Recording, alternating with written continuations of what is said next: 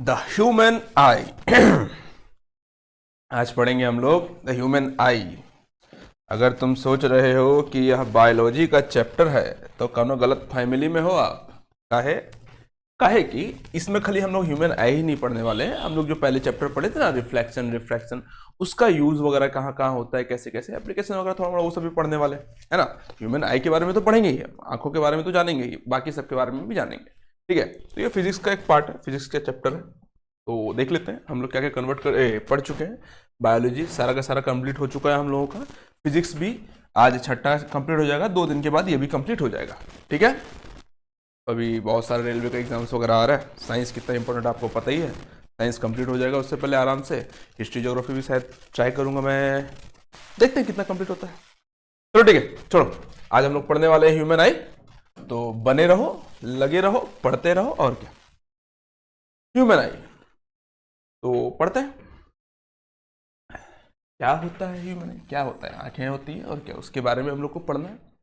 सबसे पहले आता है हम लोगों का आउटर ट्रांसपेरेंट पार्ट, ये वाला है ना, जिसको हम लोग बोलते हैं कॉर्निया। ठीक है ना, बाहर में रहता है ना, व्हाइट कलर का। ठीक है, ये प्रोटीन और सेल्स से बना होता है ना, composed of protein and cell से बना होता है। ट्रांसपेरेंट पार्ट होता है, सबसे बाहर होता है। और मोस्ट ऑफ द रिफ्रैक्शन यहीं पे हो जाता है। लाइट जो आता है, रिफ्रैक्शन मतलब पता है, बेंडिंग ऑफ लाइट है ना, जहां स्पीड वगैरह कम होता है ना, लाइट का जहां स्पीड कम होता है वहां पर ही बेंड हो जाता है। रिफ्रैक्शन पढ़े हम लोग इससे पहले। तो मोस्ट ऑफ द रिफ्रैक्शन जो होता है यहीं पे हो जाता है, किसमें, कॉर्निया में। ठीक है, याद रहेगा, आउटर ट्रांसपेरेंट पार्ट सबसे बाहर में रहता है, यहीं पे मोस्ट ऑफ द रिफ्रैक्शन होता है। और ये प्रोटीन्स और सेल से बना होता है। ठीक है, याद रहेगा, कहां का रहता है, आउटर ट्रांसपेरेंट पार्ट होता है, refraction most of the refraction यहीं पे होता है, और प्रोटीन्स और सेल से बना होता है। और जब हम लोग आई डोनेशन करते हैं ना, बोलते हैं ना आई डोनेशन करना अच्छी बात है वगैरह वगैरह, जो भी ऑर्गन डोनेशन। ठीक है, तो आई डोनेशन के टाइम में हम लोग लेंस वेंस नहीं देते हैं, ये वाला ही देते हैं, कॉर्निया वाला को, कॉर्निया को ही डोनेट करते हैं हम लोग। ठीक है, वही होता है आई डोनेशन। ठीक है, याद रहेगा, आगे बढ़े। चलो, फिर आता है तुम लोगों का, वैसे तो आएगा तुम लोगों का इरिज आएगा, पिपिल आएगा, बट उन सब के साथ में मतलब कि एक फ्लूइड भरा पड़ा रहता है। यहाँ लेंस से लेके कॉर्निया तक फ्लूइड भरा पड़ा रहता है, जिस फ्लूइड को हम लोग बोलते हैं एक्वस ह्यूमर। क्या बोलते हैं हम लोग, एक्वस ह्यूमर। ठीक है, ये लेंस से लेके तुम्हारा क्या बोलते हैं, कॉर्निया तक पूरा का पूरा फ्लूइड भरा पड़ा है। उस फ्लूइड को हम लोग बोलते हैं एक्वस ह्यूमर।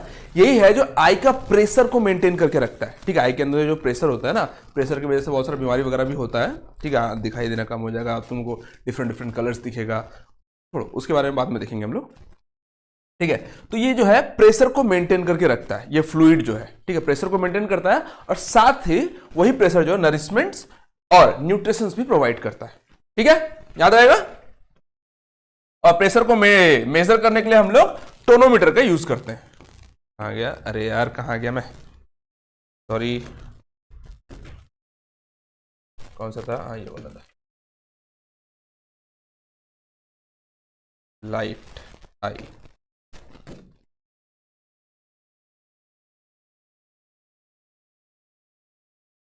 ठीक है, आगे प्रेशर को मेजर किससे करते हैं हम लोग, टोनोमीटर से। क्लियर वाटरी फ्लूइड रहता है between cornea and lens, lens और कॉर्निया के बीच में रहता है। ठीक है, ये वाटरी फ्लूइड रहता है। अभी एक तो हम लोग और देखेंगे, यहाँ पे थोड़ा जेली लाइक फ्लूइड रहेगा। ठीक है, हो गया। तीसरा है तुम लोगों का इरिस। इरिस जो होता है ये कलर्ड पार्ट है ना, इसको मस्कुलर डायफ्राग्म भी बोलते हैं हम लोग, मतलब कि मस्कुलर रहेगा डायफ्राग्म। ठीक है, याद है डायफ्राग्म हम लोग पढ़े थे, और एक जगह कहाँ, यहाँ पे सांस लेते समय छोटे समय जो काम आता है, छोड़ो। यहाँ पे हम लोग देखेंगे मस्कुलर डायफ्राग्म रहता है ये वाला। ठीक है, जो हम लोग का कलर पार्ट होता है ना, आंख किसी को बोलते हैं नीला, उसकी नीली नीली आंखें है ना, वो सब क्या है, नीली नीली, वो इरिस का कलर बता रहा है ना। और इरिस का सबसे इंपॉर्टेंट काम रहता है, वो जो है ना प्यूपिल को कंट्रोल करता है, प्यूपिल के साइज को कंट्रोल करता है। ठीक है, अब प्यूपिल क्या होता है, प्यूपिल भी बहुत इंपॉर्टेंट पार्ट है। क्यों, क्योंकि प्यूपिल जो है ना एक ओपनिंग है ना, उस ओपनिंग के थ्रू लाइट अंदर जाता है, और वही प्यूपिल जो है वो कंट्रोल करता है कितना लाइट अंदर जाना चाहिए और कितना लाइट नहीं जाना चाहिए। सोच लो, प्यूपिल कंट्रोल करता है लाइट का क्या बोलते हैं, लाइट का अंदर बाहर, अंदर कंट्रोल करता है कितना लाइट अंदर आना चाहिए। ठीक है, क्वांटिटी ऑफ लाइट बोल सकते हो, है ना। प्यूपिल कंट्रोल करता है लाइट को, ठीक है, क्वांटिटी ऑफ लाइट को, और इरिस कंट्रोल करता है प्यूपिल को। ठीक है, तो पहले controls the part of the eye, colour part of the eye control the size of the pupil, ठीक है ना। अब मस्कुलर डायफ्रागम रहता है ये वाला, ठीक है। अब पिपिल जो रहता है, तुम लोग ऐसे देखे होगे बहुत बार कि जब पूरा बाहर से पूरा चिलचिलाती धूप से तुम लोग जैसे ही कमरे के अंदर आते हो, कमरे के अंदर थोड़ा सा अंधेरा, हल्का अंधेरा है, दिन का टाइम में ज्यादा अंधेरा होता भी नहीं, हल्का अंधेरा है ना, तुमको अंदर का पार्ट दिखाई नहीं देगा। क्यों नहीं दिखाई देगा? क्योंकि जब तुम बाहर जाते हो ना तो लाइट बहुत आपके आंखों में आता है ना, बहुत जब आंखों में आता है तो प्यूपिल क्या बोलता है, इतना लाइट तो मैं नहीं लूंगा भाई, उतना लाइट मेरे को चाहिए नहीं, मेरे को जितना लाइट चाहिए मैं उतना ही लूंगा। तो प्यूपिल क्या है ना, छोटा हो जाएगा, है ना, छोटा हो जाएगा तो कम लाइट अंदर जा रहा है ना, कम लाइट अंदर जा रहा है, आराम से तुम लोग जो देख पा रहे हो, ठीक है। फिर अचानक से जब तुम थोड़ा डार्क रूम में चले जाते हो, थोड़ा अंधेरे रूम में चले जाते हो, तो पीपल का साइज तो उतना ही है ना, पीपल का साइज छोटा ही है, तो ज्यादा लाइट वैसे भी अंदर नहीं आ रहा, अंदर तो वैसे भी ज्यादा लाइट है नहीं और कम लाइट जा रहा है उसमें, तो उस वक्त आपको दिखाई नहीं देता है। तो थोड़ा अंदर जाते हैं, मतलब कि थोड़ा देर के बाद फिर वो दिखाई देना शुरू हो जाता है, क्यों पीपल अपना साइज थोड़ा सा बड़ा कर लेता है उसके बाद, ठीक है। इसका बहुत ज्यादा यूज होता है, तुम जब ये मूवी देखो ना पायरेट्स ऑफ द कैरिबियन, जो उसमें कैप्टन वगैरह रहते हैं, एक आंख में पट्टी लगा के रखते हैं, है ना, और एक आंख उनका खुला रहता है, इसलिए नहीं क्योंकि उनका आंख अंधा है, वो अंधे नहीं होते, है ना, वो इसलिए एक आंख लगा के रखते हैं क्योंकि उनको बार बार अंदर नीचे में डार्क रूम में जाना पड़ता है ना, डार्क रूम में जाना पड़ता है और बार बार उनको ऊपर आना पड़ता है ना।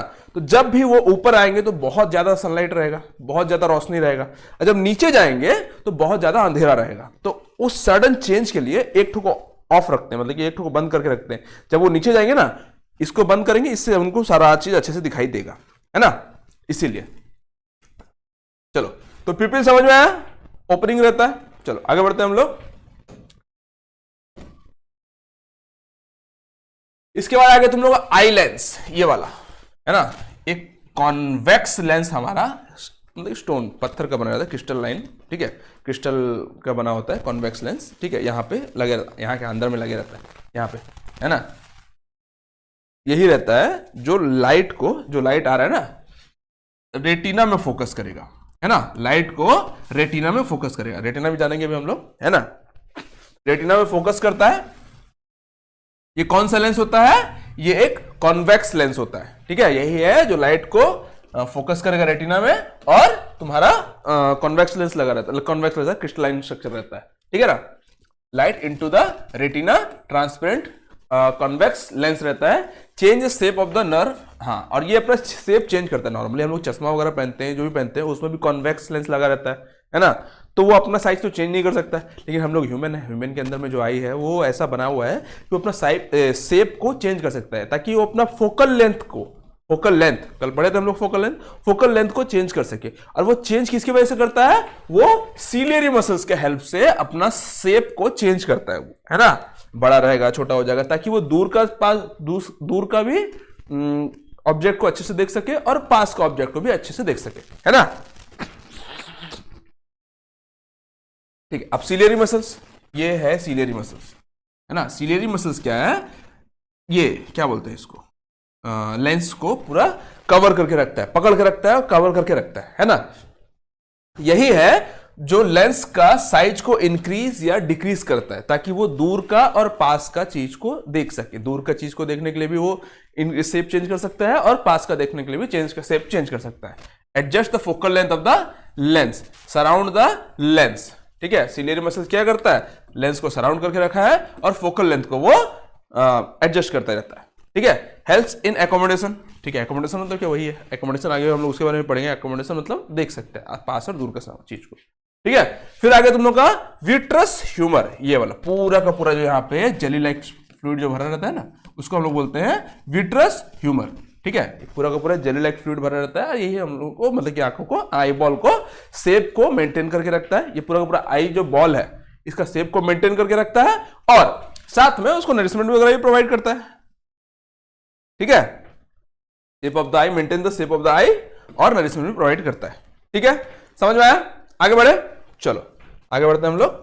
फिर आगे तुम लोग का रेटिना है ना, रेटिना ये वाला, ये येलो कलर का जो दिख रहा है ना, ये लोग मतलब एक टाइप से बाहर का रहता है तुम लोग का सेंसरी स्क्रीन रहता है, ठीक है। इसी स्क्रीन में जो है लाइट पड़ता है ना, स्क्रीन में लाइट पड़ा।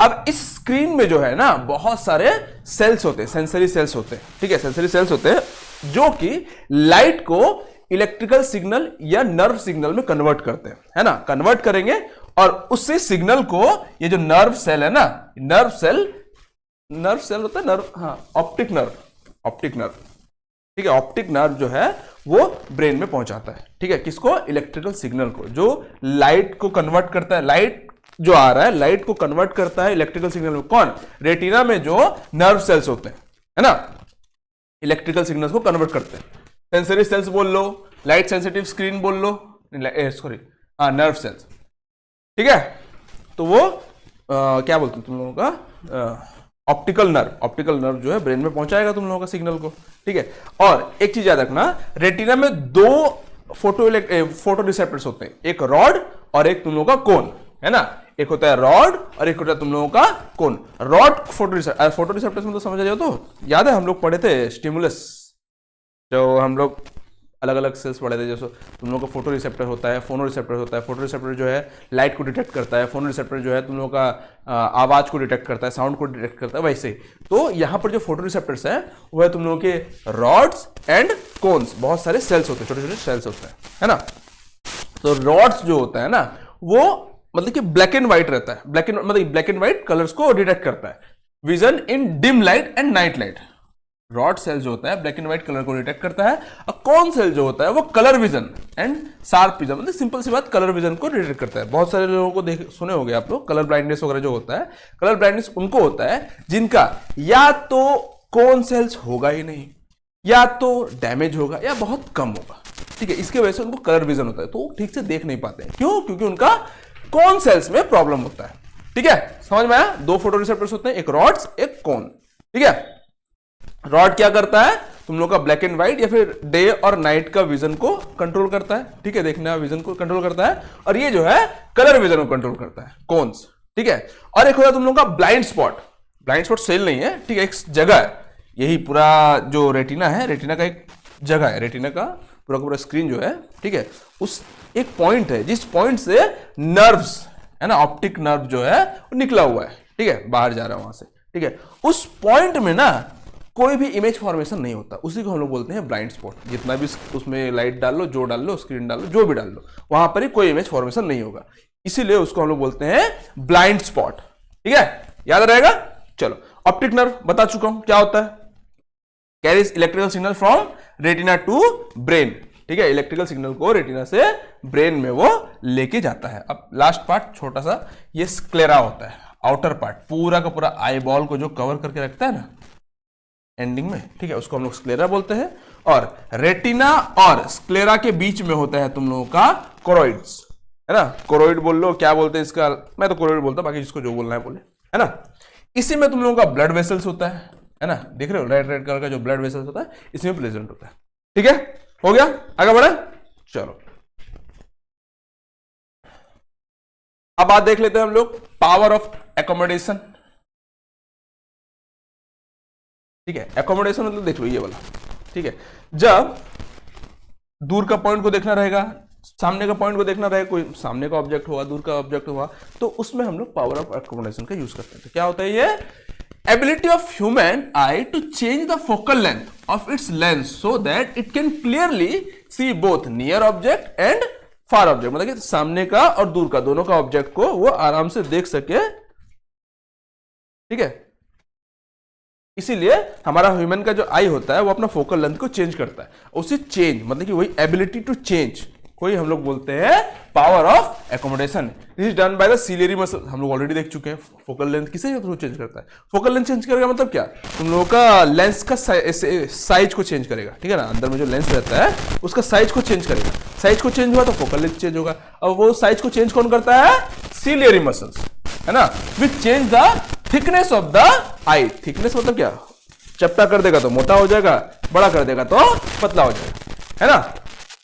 देखो अगर हम लोग को सामने का ऑब्जेक्ट देखना रहेगा, है ना, तो सिलियरी मसल्स क्या करेगा, उसको दबा देगा। सिलियरी मसल ऐसे चारों तरफ से उसको घेर के रखता है, है ना, सॉरी। तो जब सिलियरी मसल कॉन्ट्रैक्ट हो जाएगा, है ना, कॉन्ट्रैक्ट हो जाएगा तो ये मोटा हो जाएगा, थिक हो जाएगा, है ना, थिक हो जाएगा तो सामने का ऑब्जेक्ट दिखाई देगा हम लोगों को, है ना। और अगर सिलियरी मसल्स रिलैक्स हो जाएगा, छोड़ देगा, है ना, तो ये थोड़ा सा मतलब कि पतला मतलब बड़ा हो जाएगा, है ना, बड़ा हो जाएगा और पतला हो जाएगा, तो फार पॉइंट, दूर का पॉइंट भी वो देख सकते हैं। ठीक है, वही दिया हुआ है, दिया हुआ छोड़ दिया। ठीक है, ये समझ में आया।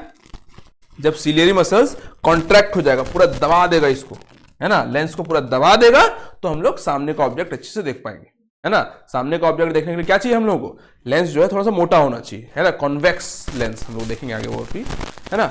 और दूर का ऑब्जेक्ट देखने के लिए हम लोग क्या चाहिए, थोड़ा लंबा होना चाहिए, है ना, पतला हो और लंबा हो, तो उसका जो फोकस है वो दूर में पड़ता है जाके। ठीक है, समझ में आया। चलो आगे बढ़ते हैं हम लोग। एकोमोडेशन लिमिट को जान लो थोड़ा सा। नियर पॉइंट होता है जिसको हम लोग least distance of distinct vision बोलते हैं, 25 सेंटीमीटर। ठीक है, for a normal adult, normal इंसान के लिए, ठीक है, बूढ़ा के लिए नहीं। ठीक है, और फार जो होता है वो इन्फिनिटी होता है, मतलब कि कोई भी ऑब्जेक्ट को तुम एक काम करना, 25 सेंटीमीटर तक रखना, तुमको दिखाई नहीं देगा वो चीज, है ना। वही है तुम लोगों का least distance of distinct vision. अब थोड़ा आगे पीछे हो सकता है, बट साइंस यही मानता है ना। तो 25 सेंटीमीटर तक आंखों के सामने रख दोगे तो तुमको दिखाई नहीं देगा। एटलीस्ट 25 सेंटीमीटर होना चाहिए, उससे कम नहीं होना चाहिए, है ना। 25 सेंटीमीटर उससे कम नहीं होना चाहिए, है, छोड़ो। ठीक है, और दूरी कितना तक देख सकते हैं हम लोग, इनफाइनाइट दूरी तक देख, जैसे स्टार देख रहे हैं ना, हम लोग को दिखाई दे रहे हैं ना स्टार, है ना, तो इनफाइनाइट दूरी तक हम लोग देख सकते हैं। अब पता कर सकते हैं वो स्टार है बोल के, है ना। इतना सामने में पढ़ने का कोशिश करो, लाके नहीं पढ़ पाओगे कुछ भी, है ना। समझ में आया। Least distance of district vision, ये डायरेक्ट क्वेश्चन पूछेगा। ठीक है, 25 सेंटीमीटर होता है, और अगर फार का पूछ लिया तो इनफाइनाइट होता है, ये भी पूछ लेगा। ठीक है, आगे बढ़े हम लोग। चलो अब आते हैं हम लोग defects of vision in their correction and correction. Sorry, defects क्या क्या होते हैं, करेक्शन। हम लोग यहाँ पर 3 ठो के बारे में पढ़ने वाले हैं। एक ठो है तुम लोगों का कौन सा, मायोपिया, जिसको हम लोग शॉर्ट साइटेडनेस बोलते हैं। एक है हाइपर मायोपिया, जिसको हम लोग फार साइटेडनेस बोलते हैं। और एक है तुम लोगों का बाइफोकल, क्या था देख लेंगे आगे। ठीक है, बाइफोकल लेंस लगते हैं, प्रेस बायोपिया, हाँ प्रेस बायोपिया था। ठीक है, चलो सबसे पहले हम लोग देखते हैं मायोपिया। मायोपिया मतलब मेनली हम लोगों के एज में होता है, या फिर छोटे जो बच्चे लोग को मेनली होता है। ठीक है, छोटा जो एज रहेगा उन लोगों का मेनली होता है, मेनली, है ना, सबको नहीं बोल सकते। ठीक है, तो उसमें क्या होता है ना, उनको दूर का चीज दिखाई नहीं देगा। शॉर्ट साइटेडनेस इसको बोलते हैं, मतलब सामने का चीज दिखाई देगा, दूर का चीज दिखाई नहीं देगा। ठीक है, समझ में आया। मतलब कि याद है, दूर का देखने के लिए हम लोग क्या करते थे, इसको थोड़ा सा बड़ा कर देते थे, है ना। तो अब ये चपटा हो गया एक टाइप से, सोच लो ये थोड़ा सा चपटा, मतलब क्या, थोड़ा सा सिंक्रोनाइज हो गया है ना। आई का जो लेंस है वो थोड़ा सा सोच लो सिंक्रोनाइज हो गया। ये देखो, ये थोड़ा सा बड़ा आई का लेंस है, ये थोड़ा छोटा आई का लेंस है, इसमें पता नहीं चल रहा, इसमें भी पता नहीं चल रहा। आज छोड़ो, रहने दो। इतना जान लो, हम लोगों को दूर का चीज नहीं दिखाई देगा ठीक से, थोड़ा सा ब्लर दिखाई देगा। क्यों? क्योंकि जो आंखों में जो लाइट आता है ना, वो जो है ना रेटिना के सामने गिर जाएगा, रेटिना के सामने गिर जाएगा, रेटिना में नहीं जाता है ना, रेटिना तक पहुंच नहीं पाता। रेटिना के सामने, यहाँ पे देखो, यहाँ पर रेटिना में गिर जा रहा है ना। आएगा, अबे यार व्हाइट क्यों ले आया, ये रेटिना में ही रेटिना के सामने गिर जाएगा, रेटिना में नहीं गिरेगा। मायोपिया में क्या होता है, दूर का ऑब्जेक्ट से जो लाइट आ रहा है हमारे आंखों में, लेंस से टकराता है, लेंस से फोकस जो करता है, फोकस जो है वो रेटिना के सामने कर देगा, रेटिना में नहीं करेगा, है ना। तो जिसके वजह से हम लोगों को दूर का जो ऑब्जेक्ट है वो ठीक से दिखाई नहीं देता। तो उसका करेक्शन के लिए हम लोग क्या करते हैं, करेक्शन के लिए हम लोग आते हैं कॉनकेव लेंस। याद है, कॉनकेव लेंस क्या करता है, हम लोग को डाइवर्ज कर देता है, लाइट जो आता है, लाइट रेज जो आता है उसको डाइवर्ज कर देता है। तो मान लो ये गिरने वाला था यहाँ पे, है ना, ये यहाँ पे गिर रहा है ना, तो यहाँ पे फोकस हो जा रहा है। तो वो क्या, यहाँ पे गिरने वाला था, उसको वो डाइवर्ज कर दिया, यहाँ पे गिर रहा है ना, वो डाइवर्ज कर दिया, यहाँ पे गिर रहा है ना। अब वो सीधा का सीधा रेटिना में गिरेगा। वो मेजरमेंट रहता है, कितना पावर लगाना चाहिए, नहीं लगाना चाहिए, वो हम लोग आई मेजरमेंट करते हैं ना, जब भी हम लोग डॉक्टर के पास जाएंगे, जब चश्मा वश्मा लगाने के लिए, उसको मेजरमेंट बताता है कितना मेजरमेंट होना चाहिए, है ना। तो ऐसे करके हम लोग मायोपिया, है ना, मायोपिया जो है, जिसको हम लोग शॉर्ट साइटेडनेस भी बोलते हैं, उसका हम लोग क्या बोलते हैं, करेक्शन करते हैं। ठीक है, तो वही दिया हुआ है, person can C near object clearly but not distant objects. ठीक है, image forms in front of retina, retina के सामने में ही वो इमेज फॉर्म हो जाता है। कॉज क्या होता है, eye lens become too curve. ठीक है, ज्यादा कर्व हो जाता है, मोटा हो जाता है है ना, इसीलिए ये प्रॉब्लम होता है। ठीक है, हाई कन्वर्जिंग पावर बहुत ज्यादा कन्वर्ट कर देता है वो, है ना। करेक्शन क्या है, यूज कॉनकेव लेंस, है ना, ये वाला डाइवर्जिंग लेंस जिसको हम लोग बोलते हैं। It diverge light rays shifting image back into the retina. ठीक है, ये जो है इमेज रेज जो आता है उसको डाइवर्ज कर देता है और तुम्हारा जो इमेज जो है उसको रेटिना में शिफ्ट कर देता है। ठीक है, इतना सा बात है, बहुत ज्यादा है, छोटा सा बात है, समझ में आया? आगे बढ़े, चलो। दूसरा है तुम लोग का हाइपरमेट्रोपिया, लॉन्ग साइटेडनेस, फार साइटेडनेस जो बोल लो, है ना। शॉर्ट साइटेडनेस भी बोलते हैं, नियर साइटेडनेस भी बोलते हैं, फार साइटेडनेस भी बोलते हैं, और इसको हम लोग लॉन्ग साइटेडनेस भी बोलते हैं। ठीक है, लॉन्ग और फार एक है, वहां पर नियर और शॉर्ट एक है, जानते होगे तुम लोग। चलो ठीक है, हाइपरमेट्रोपिया जस्ट उसका उल्टा है ना। हाइपरमेट्रोपिया में क्या होता है, रेस जो है वो सामने, मतलब कि इंसान जो है सामने का चीज ठीक से देख नहीं पाता है, दूर का चीज देख लेगा, है ना, सामने का चीज देख नहीं पाता है ठीक से। ठीक है ना, और इसमें जो लेंस है ना वो थोड़ा सा चपटा होकर बड़ा हो जाता है ना। लेंस जो बड़ा हो जाएगा उसमें क्या थोड़ा सा सिकुड़ जा रहा था, गोल हो जा रहा था, है ना, राउंड हो जाता, वो चपटा होकर लंबा हो जाएगा। कौन? इसमें लेंस, किसका में? हाइपरमेट्रोपिया में लंबा हो जाएगा तो इसका फोकस जो है ना रेटिना के बाहर गिरने लगेगा, फोकस जो है रेटिना के बाहर गिरने लगेगा, यहां पे गिर जाएगा, है ना। तो बाहर गिर रहा है तो फिर उसको सामने का चीज दिखाई नहीं देता है ठीक से, है ना। हाइपरमेट्रोपिया में क्या होता है, दूर का चीज दिखाई देगा, सामने का चीज ठीक से दिखाई नहीं देता। ये मेनली 40+ एजेस वालों के लिए होता है, जिसका एज 40 से ऊपर हो जाता है उनको मेनली होता है ना।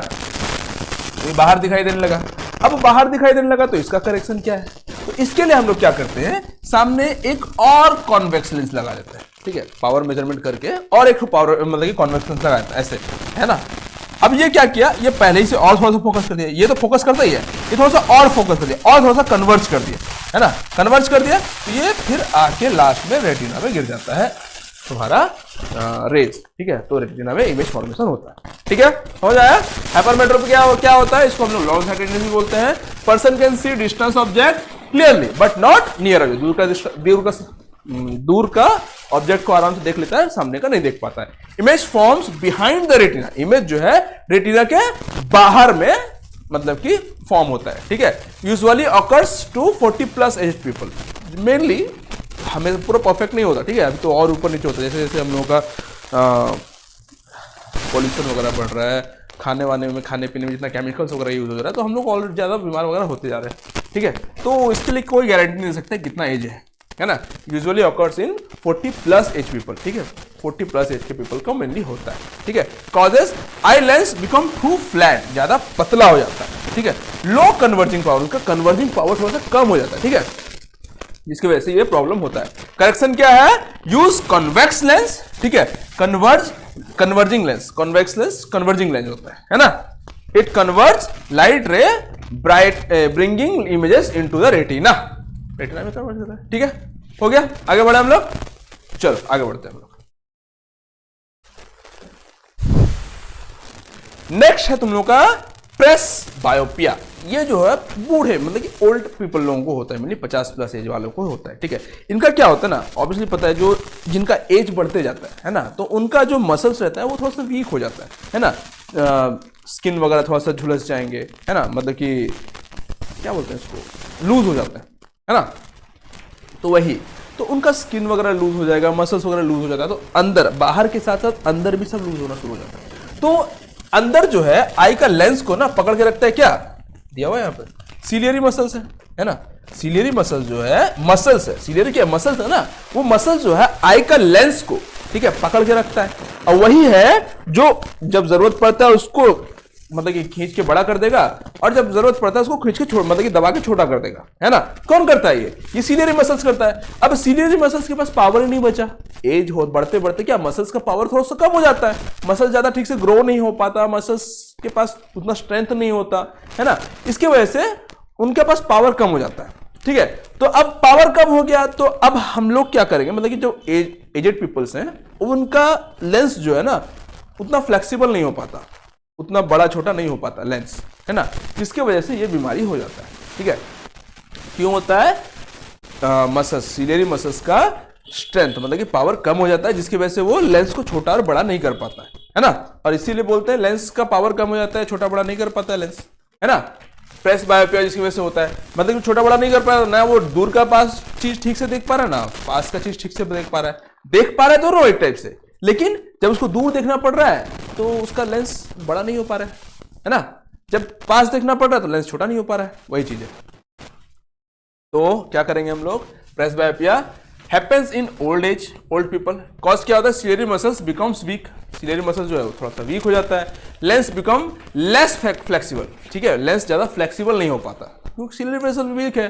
फ्लेक्सिबिलिटी करेगा कौन, सिलेरी मसल से करता है ना, कर ही नहीं पा रहा है ना। करेक्शन क्या होता है, बाइफोकल लेंस इसमें लगाते हैं, बाइफोकल लेंस। ऐसे देखोगे बहुत सारे मतलब कि एजेड पीपल जो होते हैं, थोड़ा सा ओल्ड पीपल जो होते हैं, उनका बहुत ज्यादा देखे होगे, मेरा मतलब कि था आसपास देख लोगे, किसी ना किसी को देख ही लोगे, बूढ़े लोगों को यार चश्मा लगाए रहेंगे और उनका नीचे वाला देखोगे ना भयानक बड़ा बड़ा दिखेगा उनको, ठीक है, इतना बड़ा बड़ा दिखेगा कि दिमाग खराब हो जाएगा, है ना। और ऊपर वाला नॉर्मल दिखता है चश्मा, तो नीचे वाले में क्या होता है ना, कॉन्वेक्स लेंस लगाया जाता है जो कि कन्वर्ज कर देता है, मतलब कि बड़ा बड़ा छोटा चीज को बड़ा दिखाई देता है ना। नीचे वाला जो रहता है वो कॉन्वेक्स लेंस लगे रहता है। कहा गया लोअर पार्ट कॉन्वेक्स नहीं लिखा हुआ है, लोअर नियर विजन के लिखा हुआ है ना। इतना जान लेना, नीचे वाले में जो है ना कॉन्वेक्स लेंस लगा रहता है, कॉन्वेक्स लेंस लगा रहता है, ऊपर वाले में कॉनकेव लेंस लगा होता है ना। तो कॉन्वेक्स लेंस जो होता है वो सामने वाला चीज को देखने के लिए रहता है ना, नीचे वाला पार्ट सामने वाला चीज को देखने के लिए रहता है, और ऊपर वाला पार्ट जो रहता है दूर डिस्टेंस विजन के लिए रहता है, दूर वाला चीजों को देखने के लिए रहता है ना। समझ में आया? आगे बढ़े हम लोग, चलो।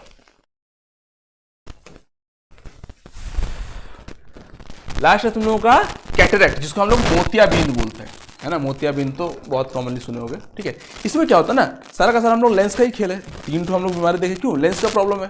लेंस कहीं फोकल बड़ा हो जा रहा है, कहीं छोटा हो जा रहा है, कहीं ठीक से बड़ा छोटा हो नहीं पा रहा है ना, फ्लेक्सिबिलिटी नहीं रह पा रहा है उसमें। यहाँ पर क्या होता है ना, लेंस में ना एक प्रोटीन का परत जम जाता है, लेंस में एक प्रोटीन का परत जम जाता है, देख रहे हो व्हाइट व्हाइट दिख रहा है ना, है ना, वो लेंस में जमा हुआ है। लेंस में प्रोटीन का परत एक जम जाता है, जिसकी वजह से ठीक से दिखाई नहीं देता, धुंधला धुंधला दिखता है। तो उसके लिए क्या करते हैं, मोतियाबिंद हो गया, इसको बोलते हैं हम लोग, मोतियाबिंद बोलते हैं इसको, है ना। क्या, कैटरेक्ट बीमारी या फिर मोतियाबिंद, जिसकी वजह से हम लोग को ठीक से दिखाई नहीं देगा, धुंधला धुंधला देगा। तो इसका सॉल्यूशन क्या है, सिंपल सी बात, लेंस को निकाल देते हैं पूरा आंख से, आंख में से लेंस को कंप्लीटली निकाल देंगे ऑपरेशन करके, और नया लेंस उसमें फिट कर देते हैं, आर्टिफिशियल लेंस उसमें फिट कर देते हैं, है ना। तो फिर ठीक हो जाता है, अच्छे से दिखाई देने लगता है। Lens become cloudy, vision becomes blood, है ना, विजन जो है ब्लड दिखा देता है, ठीक है। कॉजेस एजिंग की वजह से होता है, जितना ज्यादा एज होता जाएगा उसकी वजह से होता है। Protein build up in lens, protein जो है लेंस के सामने बिल्ड हो जाता है ना, लेंस में हो जाता है। कैटरेक्ट सर्जरी होता है, ठीक है। करेक्शन क्या है, कैटरेक्ट सर्जरी होता है, cloudy lens replaced with artificial lens, ठीक है। क्लाउडी लेंस जो रहता है उसको निकाल देते हैं और आर्टिफिशियल लेंस उसमें लगा देते हैं, है ना। चलो आगे बढ़ते हैं हम लोग। यहाँ तुम लोग का आई का कंप्लीट हो गया। अब हम लोग देखेंगे जो कल हम लोग पढ़े थे रिफ्रैक्शन, याद है ना, रिफ्रैक्शन। रिफ्रैक्शन क्यों होता है, speed of the light change होता है, लाइट का जो स्पीड है अलग अलग मीडियम में चेंज होता है ना, जिसकी वजह से लाइट या तो बेंड होगा टुवर्ड्स द नॉर्मल या तो बेंड होगा अवे फ्रॉम द नॉर्मल, ठीक है। यही था, लाइट अपना स्पीड को चेंज करता है, जिसकी वजह से अपना डायरेक्शन को भी चेंज करता है ना, अलग अलग मीडियम में। तो उसी के बारे में हम लोग थोड़ा थोड़ा सा पढ़ेंगे, ठीक है। Refraction of light through a prism, prism क्या होता है पता है, ठीक है। ऐसा ग्लास का बना होता है, मेनली ग्लास का बना, जरूरी नहीं ग्लास का ही रहे, ठीक है। हम लोग तो ग्लास का ही देखते हैं, आज तक तो मैं ग्लास का ही देखा हूँ, सुना हूँ, आज किसी का देखा नहीं हूँ, बट बुक में लिखा हुआ है, ठीक है। मेनली ग्लास का बना होता है, ठीक है, जिसमें 3 ठो तुम लोगों का रेक्टेंगुलर रहेगा और 2 ठो तुम लोगों का ट्रायंगल रहता है। ये वाला ट्रायंगल है, ये वाला रोज वाला, ठीक है। वो है सिंपल सी बात, प्रिज्म बना है, और उसमें वो एग्जाम में आने वाला है नहीं, प्रिज्म का शेप क्या होता है नहीं होता, ठीक है।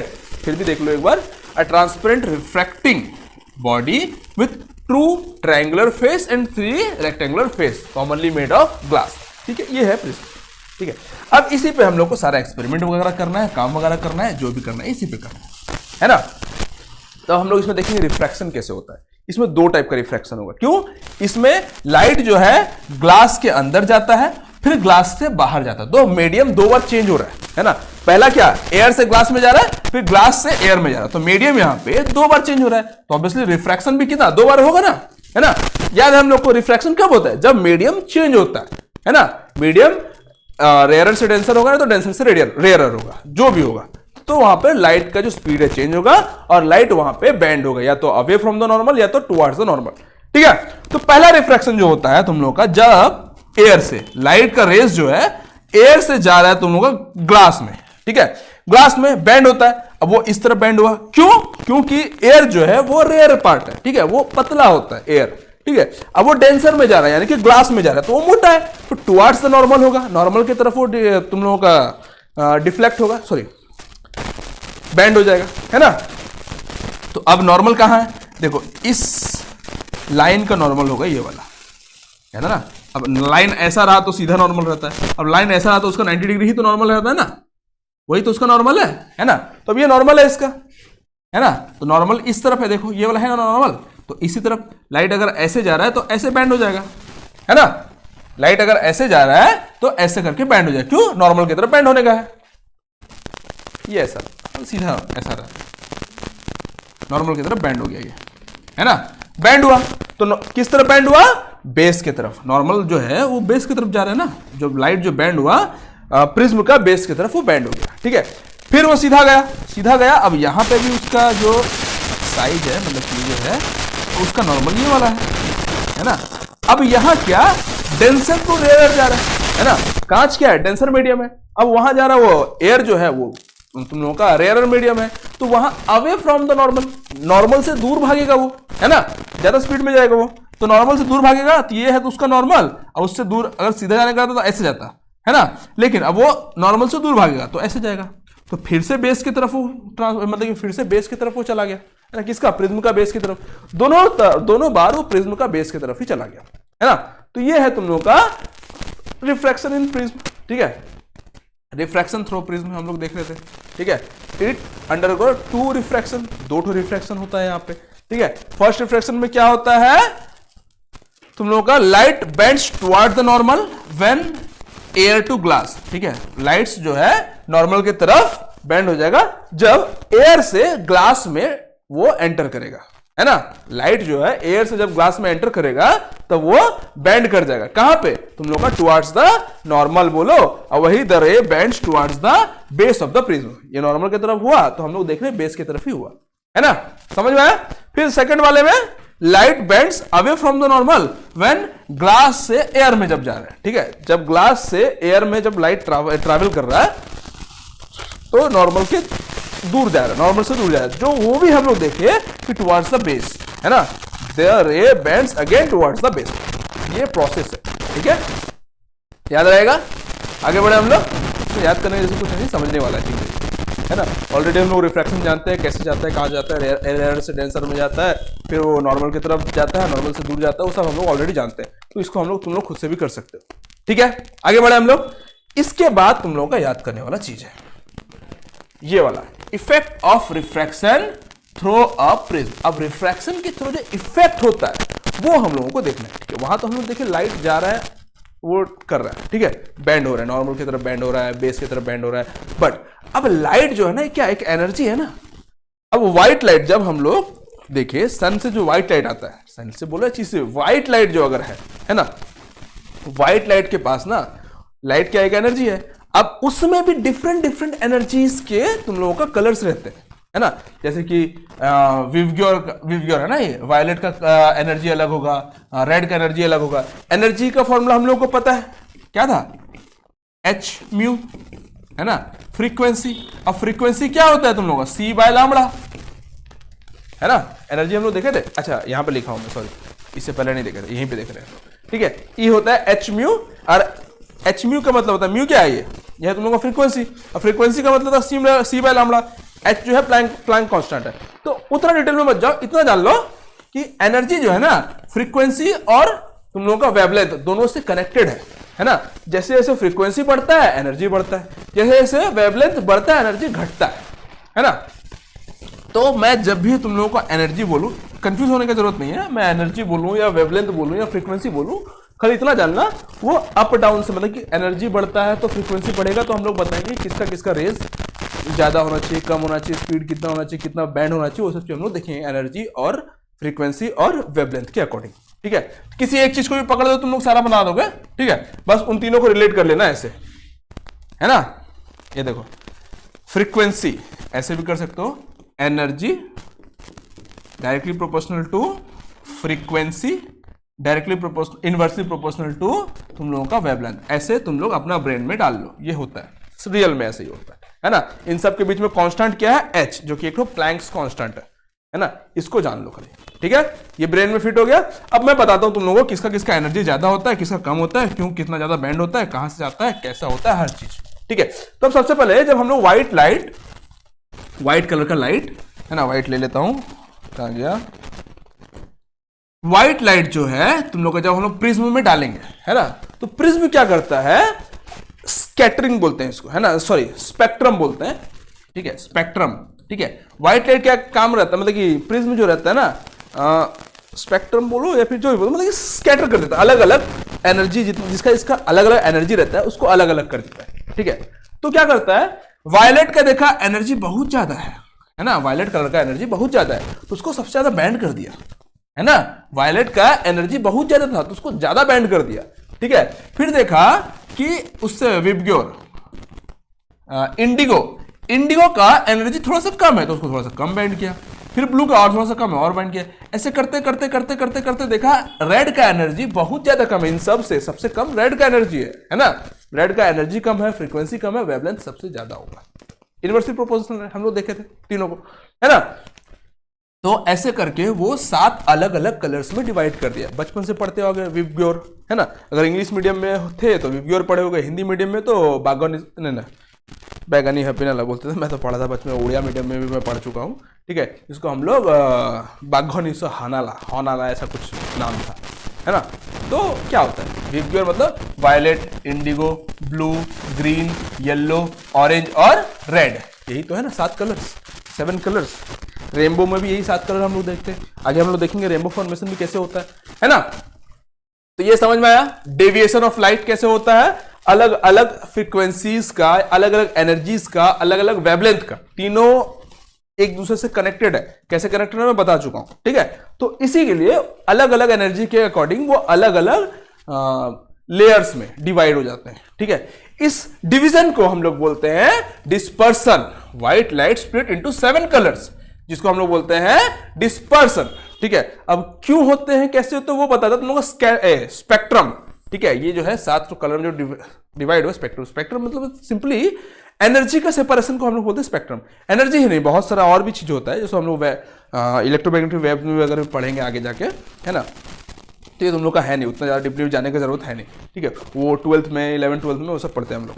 ठीक है, तो इतना जान लो, स्पेक्ट्रम क्या होता है, the distribution of energy obtained when white light is split into component colours after passing through a prism. मतलब कि जब प्रिज्म से पास हो रहा है तो अपना डिफरेंट डिफरेंट एनर्जी में वो स्प्लिट हो जा रहा है ना, उसी को हम लोग बोलते हैं स्पेक्ट्रम।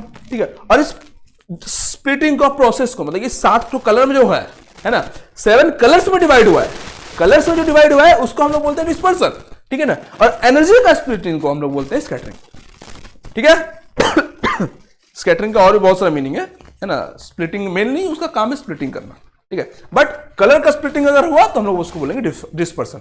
ठीक है, कंफ्यूज मत होना, क्वेश्चन बहुत सारा आएगा, है ना, कि वहां पर स्कैटरिंग वगैरह पूछ देगा, वहां पर ऑप्शन स्कैटरिंग भी रहेगा और तुम लोगों का डिस्पर्सन भी रहेगा कि लाइट जो है 7 कलर्स में डिवाइड हुआ, है ना, उसको क्या बोलते हैं, डिस्पर्सन बोलते हैं या स्पेक्ट्रम बोलते हैं। तो वहां पर डिस्पर्सन मारना, स्पेक्ट्रम मार के मत आ जाना, नहीं तो रॉन्ग हो जाएगा, है ना। ये एनर्जीज को स्प्लिट करता है ना, और ये 7 डिफरेंट कलर्स को स्प्लिट करता है। ठीक है, डिस्पर्सन। ठीक है, this process is called dispersion of light. ठीक है, समझ में आया, ये एनर्जी का फॉर्मूला है, लिखोगे लिख लो, काम आएगा बहुत, है ना। और इसको याद रखना, एनर्जी जो है तुम लोगों का directly proportional to frequency. Frequency का सिंबल ऐसा लिखना है, ऐसा लिख लेना, मैं म्यू लिखता हूं मेनली ऐसे, तो वैसा लिखना होगा, ऐसा लिखना जैसा तुम लोगों का मन। और inversely proportional to lambda. Lambda क्या होता है तुम लोगों का, वेवलेंथ होता है ना।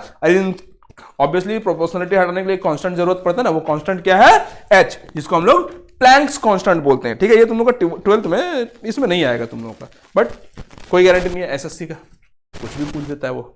चलो ठीक है, आगे बढ़ते हैं हम लोग। स्पेक्ट्रम कंसिस्ट ऑफ 7 कलर्स, ठीक है। जो हम लोग स्पेक्ट्रम देखे 7 कलर में डिवाइड हुआ, ठीक है, वो 7 कलर रहता है, पता है हम लोग को, विवग्योर, violet, indigo, blue, green, yellow, orange and red. सबसे ज्यादा, मैं बोला था सबसे ज्यादा एनर्जी किसका होता है, वेवलेंथ, वायलेट का सबसे ज्यादा एनर्जी होता है ना, 3.1 इलेक्ट्रॉन वोल्ट, है ना। सब कुछ याद करने की जरूरत नहीं है, एक थोड़ा सा ओवरलुक कर लेना, है ना, ओवरलुक कर लेना। और स्पेशली स्टार्टिंग और एंडिंग का तो याद रखना ही पड़ेगा तुमको, स्टार्टिंग और एंडिंग का याद रखना, ठीक है। तो वायलेट 400 रहता है, रेड का 700 रहता है ना, क्या वेवलेंथ, है ना। और इसका energy 3.1, 1.8, 4.3, 7.5 into 10 to the power 14 करीब करीब रहता है, पूरा एक्यूरेट रहता नहीं, सब में दिया हुआ है तुम लोग, है ना, याद रहेगा। चलो आगे बढ़ते हैं हम लोग। प्राइमरी कलर ऑफ लाइट जो रहता है वो रेड, ग्रीन और ब्लू। देखना तुम लोग प्रिंटर में जो रहता है 4 कलर रहता है। जब कलर प्रिंटर अगर देखो कहीं बहुत सारा रहता है, बाहर में रहता है इंक टैंक उसका, है ना, उसका अगर छोटा प्रिंटर में दिखाई देगा, है ना, उसमें तुमको दिखाई देगा रेड, ब्लू और ग्रीन, और साथ में एक तो ब्लैक कलर भी देता है, ब्लैक एंड व्हाइट के लिए। ये 3 कलर से ही ना तुम लोग सारा का सारा कलर बना सकते हो, ठीक है। व्हाइट लाइट बोलते हैं, गिव्स व्हाइट लाइट, ठीक है, याद रहेगा, ठीक है। Use in TV, computer screen और मोबाइल डिस्प्लेस वगैरह में सब में यूज करते हैं ये 3 कलर को लेकर, ठीक है। आगे बढ़े हम लोग, प्राइमरी कलर्स। चलो अब न्यूटन चाचा को थोड़ा सा डाउट था, थोड़ा सा प्रॉब्लम था। अच्छा 1 मिनट, थोड़ा सा 2 मिनट का ब्रेक लेते हैं।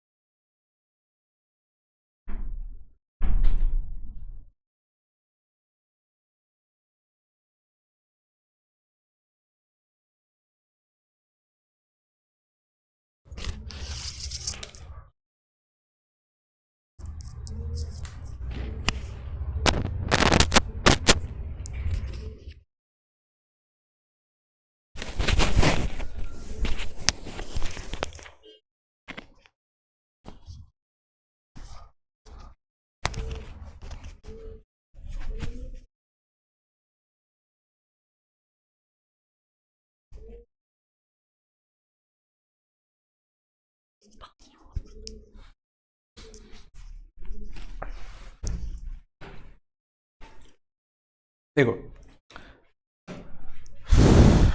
यहाँ ये सब चीज देख लिए। अब कुछ साइंटिस्ट थे, कुछ लोग थे, बोल रहे थे कि जो व्हाइट लाइट जो आता है प्रिज्म से, जब हम लोग व्हाइट लाइट पास करते हैं, है ना, व्हाइट लाइट जो 7 कलर में डिफरेंट 7 कलर्स में डिवाइड हो जाता है, जिसको हम लोग डिस्पर्सन बोलते हैं, है ना, डिस्पर्सन। हाँ, तो कुछ लोग बोल रहे थे नहीं ये व्हाइट लाइट का 7 कलर नहीं है, प्रिज्म है, प्रिज्म के अंदर कुछ कलर्स होते हैं जो उसको डिवाइड कर देता है, मतलब कि प्रिज्म का अंदर का कलर उसमें दिखाई दे रहा है, ऐसा कुछ लोग का मानना था, ऐसा कुछ बोल रहे थे। ठीक है, तो साइंटिस्ट बोले ठीक है, न्यूटन चाचा बोले ठीक है हम एक एक्सपेरिमेंट करते हैं। तो एक्सपेरिमेंट में देखे कि एक प्रिज्म को सीधा रखे, वो है ना, प्रिज्म को सीधा रखे और उसमें से व्हाइट लाइट पास किए। जब व्हाइट लाइट पास किए 7 डिफरेंट कलर्स में वो डिवाइड हो गया, है ना, डिवाइड हुआ। फिर उसके जस्ट सामने में, ठीक है, उस एक दूसरा प्रिज्म को उल्टा रख दिए, है ना, तो उसमें जो 7 जो डिफरेंट कलर्स थे ना वो सब फिर कंबाइन हो गया और जाके वापस से व्हाइट लाइट का स्पॉट एक तो दिखने लगा वहां पे। ठीक है, तो यहां से प्रूफ हो गया कि नहीं व्हाइट लाइट ही है जो कि 7 डिफरेंट कलर में डिवाइड होता है। ठीक है, ये न्यूटन का एक्सपेरिमेंट छोटा सा है, ज्यादा एग्जाम में कुछ आने वाला है नहीं, फिर भी एक बार देख लो। ठीक है, तुम लोग का पार्ट में this showed that the prism does not add colours but only separate the colours already present in the white light. ठीक है, प्रिज्म जो है कोई कलर्स वगैरह ऐड नहीं करता, है ना, वो सिर्फ सेपरेट करता है व्हाइट कलर को, व्हाइट लाइट को। ठीक है, समझ में आया? चलो आगे बढ़ते हैं हम लोग। अब देख लेते हैं रेनबो फॉर्मेशन। रेनबो होता है क्या है? रेनबो क्या एक नेचुरल स्पेक्ट्रम है ना। Rainbow is a natural spectrum of sunlight formed in the sky when sunlight interact with rain drops. ठीक है, जब सनलाइट जो है रेन ड्रॉप्स के साथ इंटरेक्ट करता है तो रेनबो का फॉर्मेशन होता है, सिंपल सी बात है। ठीक है, अब देखते हैं हम लोग फॉर्मेशन होता क्या है, कैसे है। ठीक है, जब लाइट एक रेन ड्रॉप में पड़ता है तो रेन ड्रॉप जो है ना एक प्रिज्म के जैसे काम करता है बेटा, है ना। कैसे काम करता है? एक प्रिज्म के जैसे। प्रिज्म क्या करता है? तुम लोग का 7 अलग अलग कलर में डिवाइड कर देता है ना लाइट को। ठीक है, जिसको हम लोग डिस्पर्सन बोलते हैं, है ना। जब लाइट जो है पानी के अंदर में रेन ड्रॉप के अंदर एंट्री करेगा तो वहां पर क्या होगा? रिफ्रैक्शन होगा। ठीक है, रिफ्रैक्शन होगा तो लाइट बैंड होगा, अलग अलग कलर जो है अलग अलग शेप में बैंड होंगे, है ना। कौन सा कलर ले लूं? व्हाइट कलर है ही वहां पे, येलो ले लेता हूं, है ना। तो अलग अलग कलर्स में बैंड होंगे वो लोग, है ना। 7 डिफरेंट कलर में बैंड हो गए विव ग्योर, है ना। अब बैंड हो गए, अब वो जो पार्ट मतलब एंड पार्ट ड्रॉपलेट का एंड पार्ट में क्या है ना वहां होता है तुम लोग का रिफ्लेक्शन। यहां पर हुआ रिफ्रैक्शन, है ना, रिफ्रैक्शन। फिर एंड पार्ट में होगा रिफ्लेक्शन, रिफ्लेक्शन वहां टकरा के फिर वापस आएगा वो, है ना। रिफ्लेक्शन होगा फिर वापस आएगा यहां पे फिर से डिफ्रैक्शन होगा। डिफ्रैक्शन मतलब जान रहे हो ना, डाउन हो जाएगा, मतलब स्पीड चेंज होने की वजह से जो उसका क्या बोलते हैं लाइट जो होता है बैंड हो जाता है ना, डिफ्लेक्ट हो जाएगा अपने जगह से एंड डायरेक्शन चेंज कर देगा, एंगल चेंज कर देगा। ठीक है, तो फिर से बैंड होगा और नीचे दिखाई देगा, नहीं होगा बैंड तो सीधा दिखाई देगा। ऊपर हम लोग थोड़ी जाएंगे हम लोग देखने के लिए, है ना। ऊपर उतना ऊपर से हम लोग रेनबो देखेंगे, नीचे से नहीं देख सकते क्या हम लोग। तो फिर से वो बैंड हो जाएगा और नीचे यहाँ पे ऑब्जर्वर यहाँ पर बैठा रहेगा देखने के लिए, है ना। तो ऐसे करके फॉर्मेशन होता है रेनबो का। तो रेनबो फॉर्मेशन में पूछेगा तुम लोगों से, बार बार पूछेगा क्यों होता है, तो वहां पर इंटरनल रिफ्लेक्शन की वजह से भी होता है, रिफ्रैक्शन दोनों का काम होता है। ठीक है, रिफ्रैक्शन 2 बार होता है, रिफ्लेक्शन 1 बार होता है। ठीक है, रिफ्लेक्शन इंटरनली होता है, रिफ्लेक्शन। ठीक है, ये सब क्वेश्चन पूछ देता है। ठीक है, रेनबो फॉर्मेशन कैसे होता है? Form due to the 3 process inside the rain drop. Rain drop के अंदर 3 प्रोसेस होता है। क्या क्या? एक बार सबसे पहले रिफ्रैक्शन होगा, ठीक है, जो 7 कलर में डिवाइड कर देगा, अलग अलग स्पीड का, अलग अलग रेंज का, सॉरी अलग अलग एनर्जीज का, फ्रीक्वेंसीज का। ठीक है, 7 कलर में डिवाइड कर दिया। अब फिर वही रिफ्लेक्ट होगा, इंटरनल रिफ्लेक्शन, अंदर में ही जो रेन ड्रॉप के अंदर में ही जो रहता है उसी के थ्रू इंटरनल रिफ्लेक्शन होगा, रिफ्लेक्ट होकर फिर ऑब्जर्वर को दिखाई देगा, यहां पर फिर से रिफ्रैक्शन हो जाएगा एंडिंग में। ठीक है, वही बोला है 3 प्रोसेस होता है। Refraction entering the rain drop, ठीक है, this causes dispersion, white light split into 7 colours. ठीक है, विव ग्योर। दूसरा बार में होगा रिफ्लेक्शन, जिसको हम लोग इंटरनल रिफ्लेक्शन बोलते हैं। ठीक है, disperse light hits the inner surface of the drop and gets internally reflected, है ना, इंटरनली रिफ्लेक्ट हो जाएगा वो। तीसरा वाला क्या है? रिफ्रैक्शन अगेन फिर से रिफ्लेक्शन होगा, लिविंग द रेन ड्रॉप। जब रेन ड्रॉप को वो लीव करेगा, मतलब छोड़ के आगे बढ़ेगा, रेन ड्रॉप से जब बाहर निकलेगा फिर से रिफ्रैक्शन होगा। रिफ्रैक्शन जो होगा, the refracted light emerged out of the drop and bends again forming a rainbow, forming a rainbow। ठीक है, समझ में आया? आगे बढ़े हम लोग, ज्यादा कुछ टफ है नहीं, बहुत इजी सा पार्ट है। ठीक है, चलो आगे बढ़ते हैं हम लोग। अगर रिफ्लेक्शन अच्छे से समझ गए हो, है ना, तो बहुत इजी पार्ट है। अब इसके कुछ कंडीशंस है, 3 कंडीशंस याद रखना है। सबसे पहला, sun must be behind the observer, ठीक है, यहां अगर ऑब्जर्वर है ना, तो सन उसके पीछे होना चाहिए बेटा, है ना, यहां से ऑब्जर्वर नहीं देख सकता, रेनबो को यहां से ऑब्जर्वर नहीं देख सकता, क्यों, सामने सामने में है सन के, पहला कंडीशन। दूसरा कंडीशन है रेन और water droplet must be front, ठीक है, रेन हो या वाटर ड्रॉपलेट यहां पे ही होना चाहिए, फ्रंट में होना चाहिए, है ना, पता चला वो पीछे में है, तुम लोग यहां पे देख रहे हो तो दिखाई देगा क्या, नहीं देगा दिखाई, है ना। तीसरा कंडीशन क्या है, sun should be low in the sky, है ना, या मॉर्निंग टाइम बोल लो या इवनिंग टाइम बोलो, सन जो है थोड़ा सा हल्का होना चाहिए, पूरा चिलचिलाती गर्मी में नहीं दिखाई देगा बेटा, है ना, ना कि पूरा का ठंडा में भी दिखाई नहीं देगा, है ना, मतलब कि लाइक तुम लोगों का पूरा रात हो गया तो भी दिखाई नहीं देगा, है ना, और पूरा दोपहर चिलचिलाते गर्मी है तो दिखाई देता है, उस वक्त क्या होता है, क्लाउड से सन जो है थोड़ा ढप जाता है ना, उस वक्त भी थोड़ा मैं देखा हूँ बहुत बार, होता भी है ना, उस वक्त सन का जो पावर रहता है बहुत कम रहता है ना, ऐसा नहीं कि मतलब कि जब बहुत बार ऐसा भी बारिश होता है ना कि पूरा धूप रहेगा फिर भी बारिश हो रहा है थोड़ा सा, वैसे में दिखाई नहीं देगा, ठीक है। थोड़ा सा मेनली ठंडा होना चाहिए सन का पावर, तब दिखाई देगा। ये 3 कंडीशन से याद रखना, है ना। आगे बढ़े हम लोग, चलो अब देखते हैं हम लोग एटमॉस्फेरिक रिफ्रैक्शन क्या होता है। देखो हम लोगों को पता है हम लोगों का एटमॉस्फेयर में जो है बहुत सारे लेयर्स है, जैसे कि ट्रोपोस्फेयर, मेसोस्फेयर, है ना, ये सब अलग अलग लेयर्स है, ठीक है। तो वहां पर अलग अलग लेयर्स के अलग अलग एयर, वहां पर अलग अलग टेम्परेचर, अलग अलग डेंसिटीज रहते हैं, ठीक है, जिसकी वजह से ना जो हम लोग का लाइट रहता है ना रिफ्रैक्ट करता है, पता है, रेयर मीडियम से डेंसर मीडियम में जाएगा तो रिफ्रैक्ट करेगा, बैंड हो जाएगा। तो वही जब रेयर से डेंसर में जाता है तो बैंड हो जाता है टुवर्ड्स द नॉर्मल, जब डेंसर से रेयर जाएगा तो अवे फ्रॉम द नॉर्मल, तो वो सब चीज होते रहता है। यहाँ पे हम लोगों का लाइट जो है जब एटमॉस्फेयर में एंटर करता है तो उसकी वजह से रिफ्लेक्ट होता है, सॉरी रिफ्रैक्शन शो करता है, मतलब कि बैंडिंग शो करता है, इसी को हम लोग बोलते हैं atmospheric refraction. The bending of light as it pass through the earth's atmosphere due to change in the density of air layer, ठीक है, डिफरेंट डिफरेंट लेयर का अलग अलग डेंसिटीज होता है, which have different temperature and different densities, ठीक है, इसी को हम लोग बोलते हैं एटमॉस्फेरिक रिफ्रैक्शन, ठीक है। समझ में आया एटमॉस्फेरिक रिफ्रैक्शन क्या होता है। चलो आगे बढ़ते हैं हम लोग, अब इसका एप्लीकेशन कहां कहां यूज होता है वो सब देखते हैं। सबसे पहले आपको पता है इफेक्ट ऑफ एटमॉस्फेयर में ट्विंकलिंग ऑफ स्टार। अब स्टार जो है ट्विंकल करता है ना, लाइट चमकता है बुझता है, चमकता है बुझता है ना, क्यों करता है, वो एक्चुअली में नहीं करता, वो अपना जैसा है वैसा ही रहता है ना, वो कोई ट्विंकलिंग फिंकलिंग नहीं करता।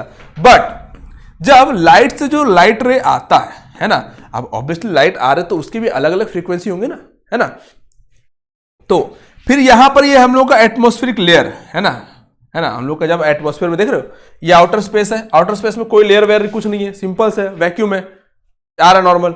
फिर जैसे ही हमारे एटमॉस्फेयर में वो एंटर किया, उसका लाइट, स्टार का जो लाइट है, जैसे ही हमारे एटमॉस्फेयर में एंटर किया, ठीक है, तो वो उसका जो रेज है ना अलग अलग बट जाता है। क्यों, जिसका रेज जितना फ्रीक्वेंसी रहेगा वो फ्रीक्वेंसी पे डिपेंड करता है ना, अलग अलग फ्रीक्वेंसी अलग अलग डिवाइड हो जाता है। क्यों, वहां पर डेंसिटी, वहां पर मीडियम चेंज हो रहा है। हम लोग जब देखे थे क्या प्रिज्म में, वो अलग अलग पार्ट में क्यों बढ़ जा रहा था, कलर्स डिफरेंट डिफरेंट कलर्स में क्यों बढ़ जा रहा था, क्योंकि सबका फ्रीक्वेंसी अलग अलग है। और जैसे ही वो मीडियम चेंज कर रहा है ना, डायरेक्ट यहां पे तो नहीं कर रहा ना, वो जब मीडियम चेंज कर रहा है ना, ग्लास से तुम लोगों का एयर में जा रहा है, एयर से ग्लास में जा रहा है, जब वो मीडियम चेंज कर रहा है तब वो अपना कलर्स को डिवाइड कर रहा है, ऐसे डिवाइड नहीं करेगा। तो वैसे ही ये जब स्टार से लाइट आता है तो वैक्यूम में वो डिवाइड नहीं करता, वैक्यूम तो सिंगल है ना।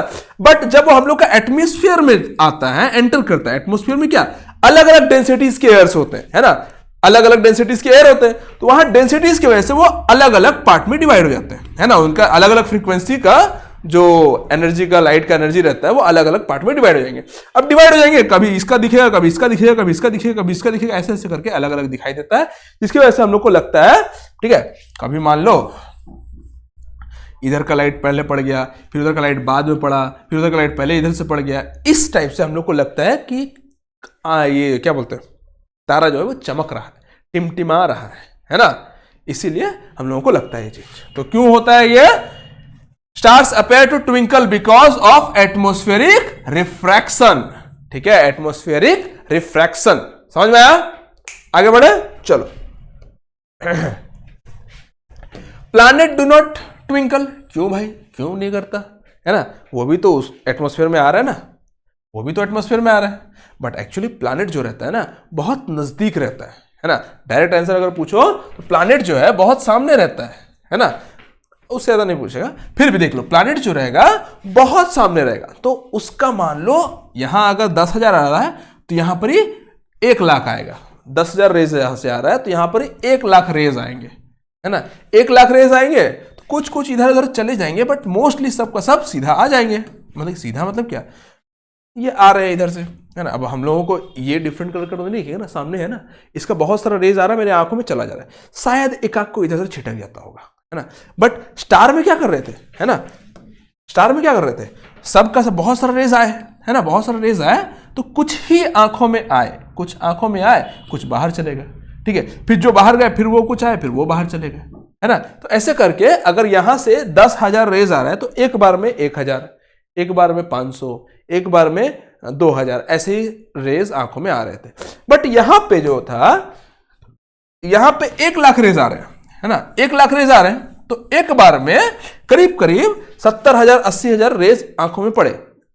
10-20,000 इधर उधर छिटक भी क्या फर्क पड़ता है, हालांकि 10-20,000 बहुत कम छिटकते हैं क्योंकि सामने में है ना, सामने में ज्यादा से ज्यादा रेज को वो कैप्चर कर सकता है आंख, है ना। इसीलिए हम लोगों का प्लैनेट जो है वो ट्विंकल नहीं करता, ठीक है।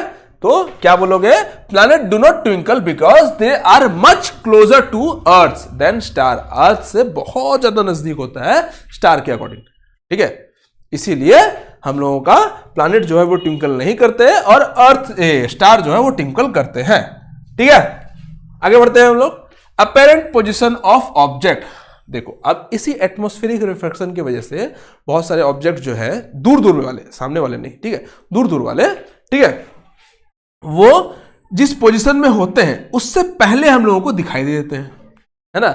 हम लोगों को लगता है अरे वाह ये तो आ गया, लेकिन एक्चुअली में आया ही नहीं था, है ना।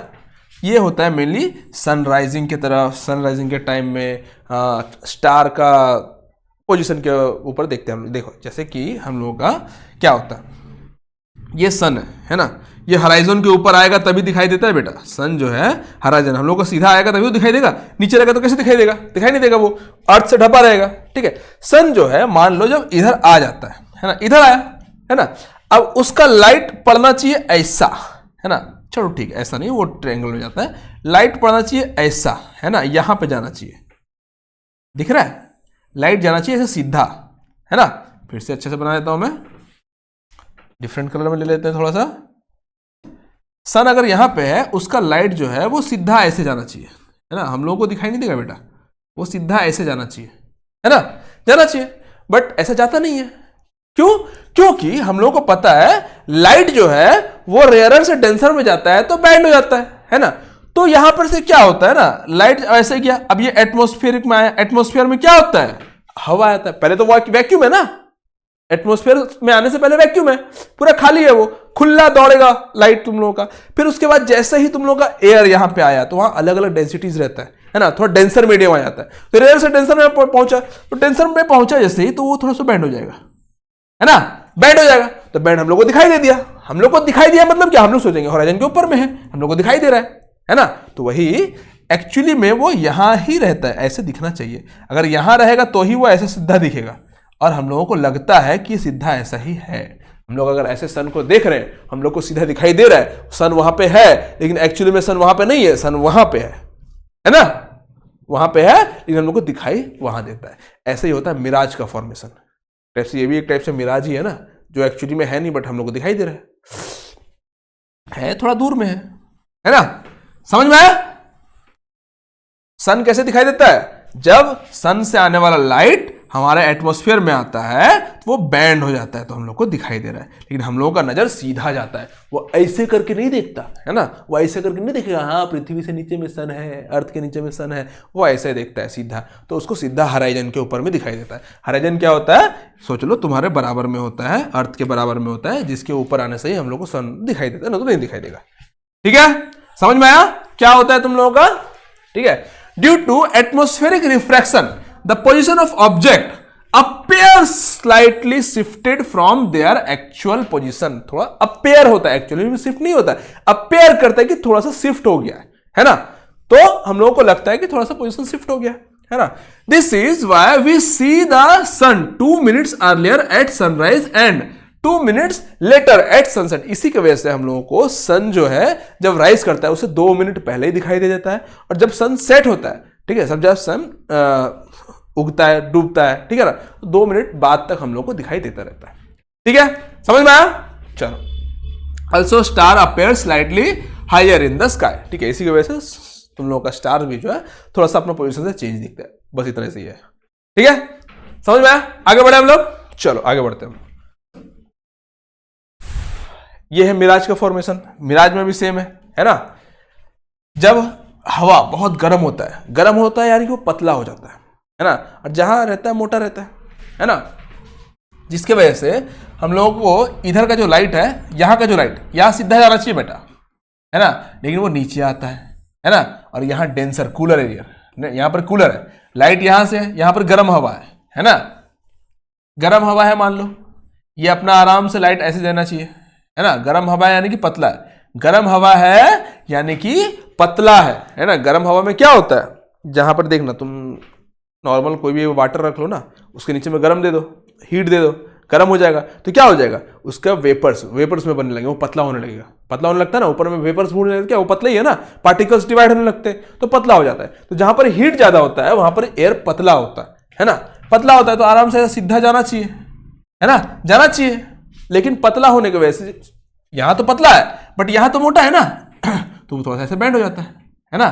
तो इस प्राणी को ये चीज सीधा दिखाई देने लगता है, सीधा थोड़ा सा ज्यादा हो जाने से तो उसको यहां पे भी दिखाई देने लगता है ना, दिखाई देने लगा तो ये पगला गया, अरे वाह इसका रिफ्लेक्शन यहां पे दिख रहा है। रिफ्लेक्शन किस में दिखता है, पानी में दिखता है, तो बोलते हैं यहां पे पानी है, तो इसको मिराज हो जाता है, ये थोड़ा सा पगला जाता है।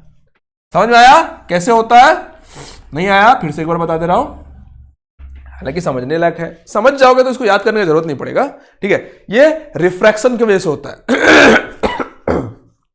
हाँ, रिफ्रैक्शन की वजह से होता है। ठीक है, यहां का चीज जब इसको यहां दिखाई देने लगता है रिफ्रैक्शन की वजह से, है ना, तो इसको लगता है कि वहां पर पानी है, यही एक मिराज है। ठीक है, ऑप्टिकल इल्यूजन, मिराज क्या है, ऑप्टिकल इल्यूजन है due to refraction of light in air layers of different temperature, light bends from denser to rarer.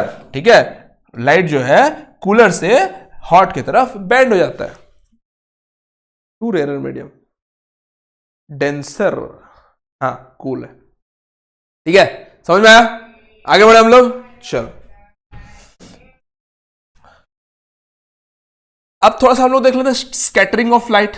Scattering of light क्या है, जब लाइट आता है तो यहां पार्टिकल से टकराता है ना, लाइट जो आएगा वो पार्टिकल से टकराएगा और टकरा के अपना डायरेक्शन चेंज कर लेगा, थोड़ा सा इधर थोड़ा सा उधर थोड़ा सा उधर चेंज कर लेता है, चलने लगता है। तो इसी को हम लोग बोलते हैं स्कैटरिंग ऑफ लाइट। इसका बहुत कॉमन एग्जांपल है, बहुत अच्छा बोलते हैं हम लोग, टिंडल इफेक्ट, है ना। टिंडल इफेक्ट क्या होता है, जब देखोगे तुम लोग बचपन में तो हम लोग बहुत देखते थे, अभी भी आता है, मतलब कि सुबह का टाइम रहेगा, सन जब हम लोग राइज करते हैं, मतलब कभी भी दोपहर में या सुबह, अगर तुम लोग कहीं छोटा सा भी छेद है ना, आसपास कहीं भी छेद है, तो वहां से सनलाइट जब एंटर करता है, देखना वहां पर लाइट दिखाई देगा।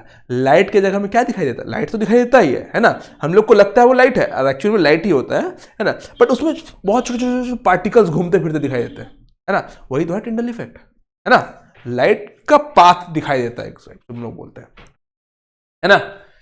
Scattering of light is the process in which light is redirected in different direction when it strike tiny particles in the atmosphere. Atmosphere में जो छोटे छोटे पार्टिकल्स होते हैं उससे टकराते हैं और अपना डायरेक्शन चेंज कर लेते हैं, थोड़ा सा इधर उधर भटकते रहते हैं, है ना। डायरेक्शन चेंज मतलब कि नहीं, ऐसा नहीं कि यहां आया तो लाइट सीधे उधर चला गया, ऐसा नहीं होता, आसपास ही रहते हैं वो लोग, है ना।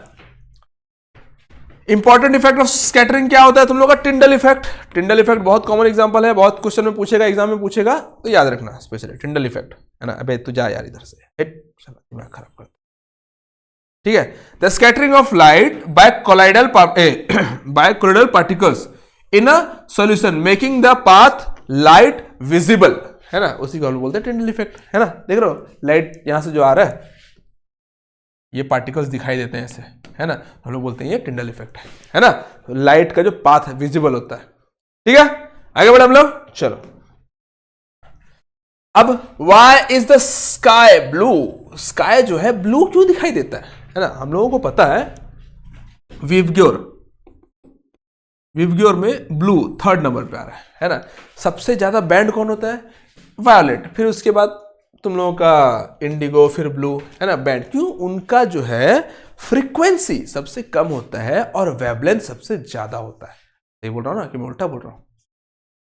एनर्जी सबसे ज्यादा होता है, फ्रीक्वेंसी सबसे ज्यादा होता है, हाँ सॉरी, इसका फ्रीक्वेंसी सबसे ज्यादा होता है, वायोलेट का फ्रीक्वेंसी सबसे ज्यादा होता है ना? क्योंकि उसका एनर्जी सबसे ज्यादा होता है और वेवलेंथ सबसे कम होता है। वैसे ही तो इनका भी फ्रीक्वेंसी सबसे ज्यादा है, तो वो स्कैटर ज्यादा करते हैं। जिसका फ्रीक्वेंसी ज्यादा होता है, एनर्जी ज्यादा, वो ज्यादा स्कैटर करते हैं, ज्यादा इधर उधर बैंड होंगे, फैलेंगे। वैसे हम लोग देख रहे थे ना प्रिज्म में जब डाल रहे थे हम लोग, तो ज्यादा बैंड हो रहा था, है ना? रेड क्या है, आराम से सीधा सीधा जा रहा था, थोड़ा सा हल्का बैंड हो गया था, हो गया ना, तो सीधा चल जाता है वो।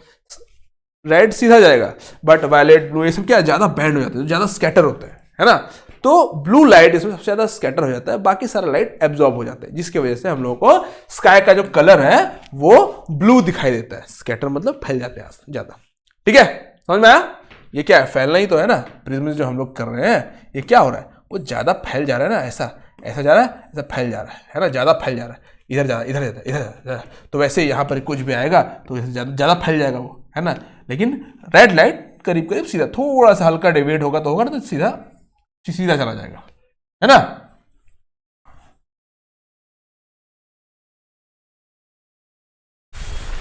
शॉर्ट वेवलेंथ कलर्स, ठीक है, ब्लू होता है, वायलेट होता है, स्कैटर मोर, जो इसका वेवलेंथ जो होता है वो छोटा रहता है, जिसका फ्रीक्वेंसी ज्यादा रहता है वो ज्यादा स्कैटर करता है, ठीक है? जैसे कि तुम लोग का ब्लू हुआ, वायलेट हुआ।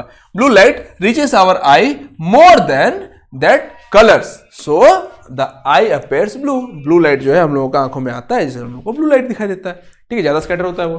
अब why is the sun reddish at the sunrise, ठीक है? जब सनराइज होता है तो पूरा सन, हम लोग को चारों तरफ एनवायरमेंट भी, सन भी रेडिश क्यों दिखता है?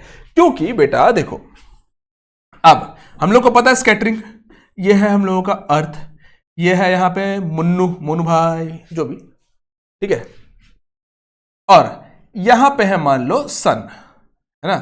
सन यहां पे है। अब ये ऐसे करके आएगा यहां पे, ठीक है? अब फिर ऐसे करके चला जाएगा यहां पे, है ना? यही है, यही तो है सन, है ना? सन ऐसे जाता है ना। अब देखो ये प्राणी यहां देखिएगा, थोड़ा सा छोटा सा डिस्टेंस है, यहां कितना ज्यादा डिस्टेंस है बेटा, और यहां तो और भी ज्यादा डिस्टेंस है बेटा, है ना? मतलब सेम डिस्टेंस सोच लो, तो डिस्टेंस देख लो कितना ज्यादा है ना? और हम लोग को पता है ब्लू लाइट, वायलेट लाइट, जितने भी लाइट रहते हैं जिनका फ्रीक्वेंसी ज्यादा होता है वो ज्यादा स्कैटर कर जाते हैं। मान लो यहां से ब्लू लाइट आया, वो स्कैटर होना स्टार्ट हुआ, स्कैटर हुआ हुआ हुआ हुआ हुआ हुआ, यहां तक पूरा ऐसा स्कैटर हो गया, है ना? अब आंखों तक पहुंच ही नहीं पाया, पूरा स्कैटर हो गया। बट रेड लाइट क्या करता है, वो ज्यादा स्कैटर नहीं करेगा, थोड़ा सा स्कैटर करेगा। रेड लाइट में रेड से ले लेता हूं, थोड़ा सा स्कैटर करेगा, ऐसे करके आंखों में पहुंच जाएगा, है ना? तो रेड लाइट जो है वो पहुंच जाता है, बाकी सब स्कैटर हो जाता है बेटा वहीं पे, है ना? तो स्कैटर हो जाता है, जिसकी वजह से हम लोगों को रेड लाइट दिखाई देता है, बाकी कुछ भी लाइट दिखाई नहीं देता, ठीक है? समझ में आया? तो क्योंकि रेड लाइट जो है ज्यादा दूर तक ट्रैवल कर सकता है ना? और बाकी वायलेट वगैरह जो है ज्यादा स्कैटर हो सकते हैं, फैल सकते हैं, है ना? वो फैलने का पावर उनका ज्यादा है, इसका ज्यादा दूर तक जाने का पावर ज्यादा है, किसका? रेड का, है ना? तो एट सनराइज एंड सनसेट, क्या है sunrise, sunlight travels a longer path through the atmosphere, बहुत लॉन्ग उसको ट्रैवल करना पड़ता है एटमोस्फेयर में, ठीक है? Most of the blue light gets scattered away, most of the blue light जो रहता है वो स्कैटर हो जाता है, दूर चला जाता है वो, है ना? Only red light which scatter least, ठीक है, जो बहुत कम स्कैटर होता है, ठीक है, reaches our eye, so the sun looks reddish. समझ में आया? तो याद रखना है रेड लाइट जो है वो बहुत दूर से भी दिखाई दे देगा बेटा, है ना? इसीलिए हम लोग देखेंगे आगे कि जो ट्रैफिक लाइट्स वगैरह होते हैं, मेनली जो रेड सिग्नल वगैरह होते हैं, वो डेंजर सिग्नल वगैरह जो होते हैं वो रेड कलर के होते हैं, है ना? क्यों? वो दूर से दिखाई दे देते हैं, ठीक है? समझ में आया? इन सब के पीछे साइंस है बेटा, है ना? डेंजर सिग्नल आर रेड, क्यों डेंजर सिग्नल जो है वो रेड क्यों होते हैं? Red light has longest wavelength, least scatter, बहुत कम स्कैटर होता है, बहुत दूर से दिखाई देता है ना, can travel long distance clearly, है ना। कलर ऑफ द क्लाउड, अब क्लाउड का कलर ये व्हाइट क्यों होता है कलर का क्लाउड, क्योंकि इसमें रहते हैं वाटर ड्रॉपलेट्स। वाटर ड्रॉपलेट्स क्या बनाते हैं, रेनबो याद है, तो वो सारे के सारे कलर को स्प्रेड करते हैं इक्वली, इसीलिए ये व्हाइट कलर दिखाई देते हैं। Colour cloud contains large water droplets, they scatter all colours equally, appear white light. ठीक है, समझ में आ गया। यहां तुम लोगों का स्कैटरिंग वैक्टरिंग ये सब खत्म हो गया। अब इसके बाद थोड़ा सा हम लोग देख लेते हैं इलेक्ट्रोमैग्नेटिक वेव्स। इलेक्ट्रोमैग्नेटिक वेव्स था ना, इलेक्ट्रोमैग्नेटिक वेव्स का थोड़ा सा देख ले, छोटा सा पार्ट है, देख लेंगे थोड़ा सा, खाली टेबल है, रट्टा मारना है उसको, ज्यादा कुछ है नहीं, रट्टा मार देने खत्म कर देना है। ठीक है, ये डिफ्रैक्शन और डिफ्रैक्शन और रिफ्रैक्शन, हाँ डिफ्रैक्शन और रिफ्रैक्शन में थोड़ा सा जान लो। रिफ्रैक्शन तो अभी हम लोग पूरा का पूरा चैप्टर पढ़े रिफ्रैक्शन का, क्या होता है, बेंडिंग ऑफ लाइट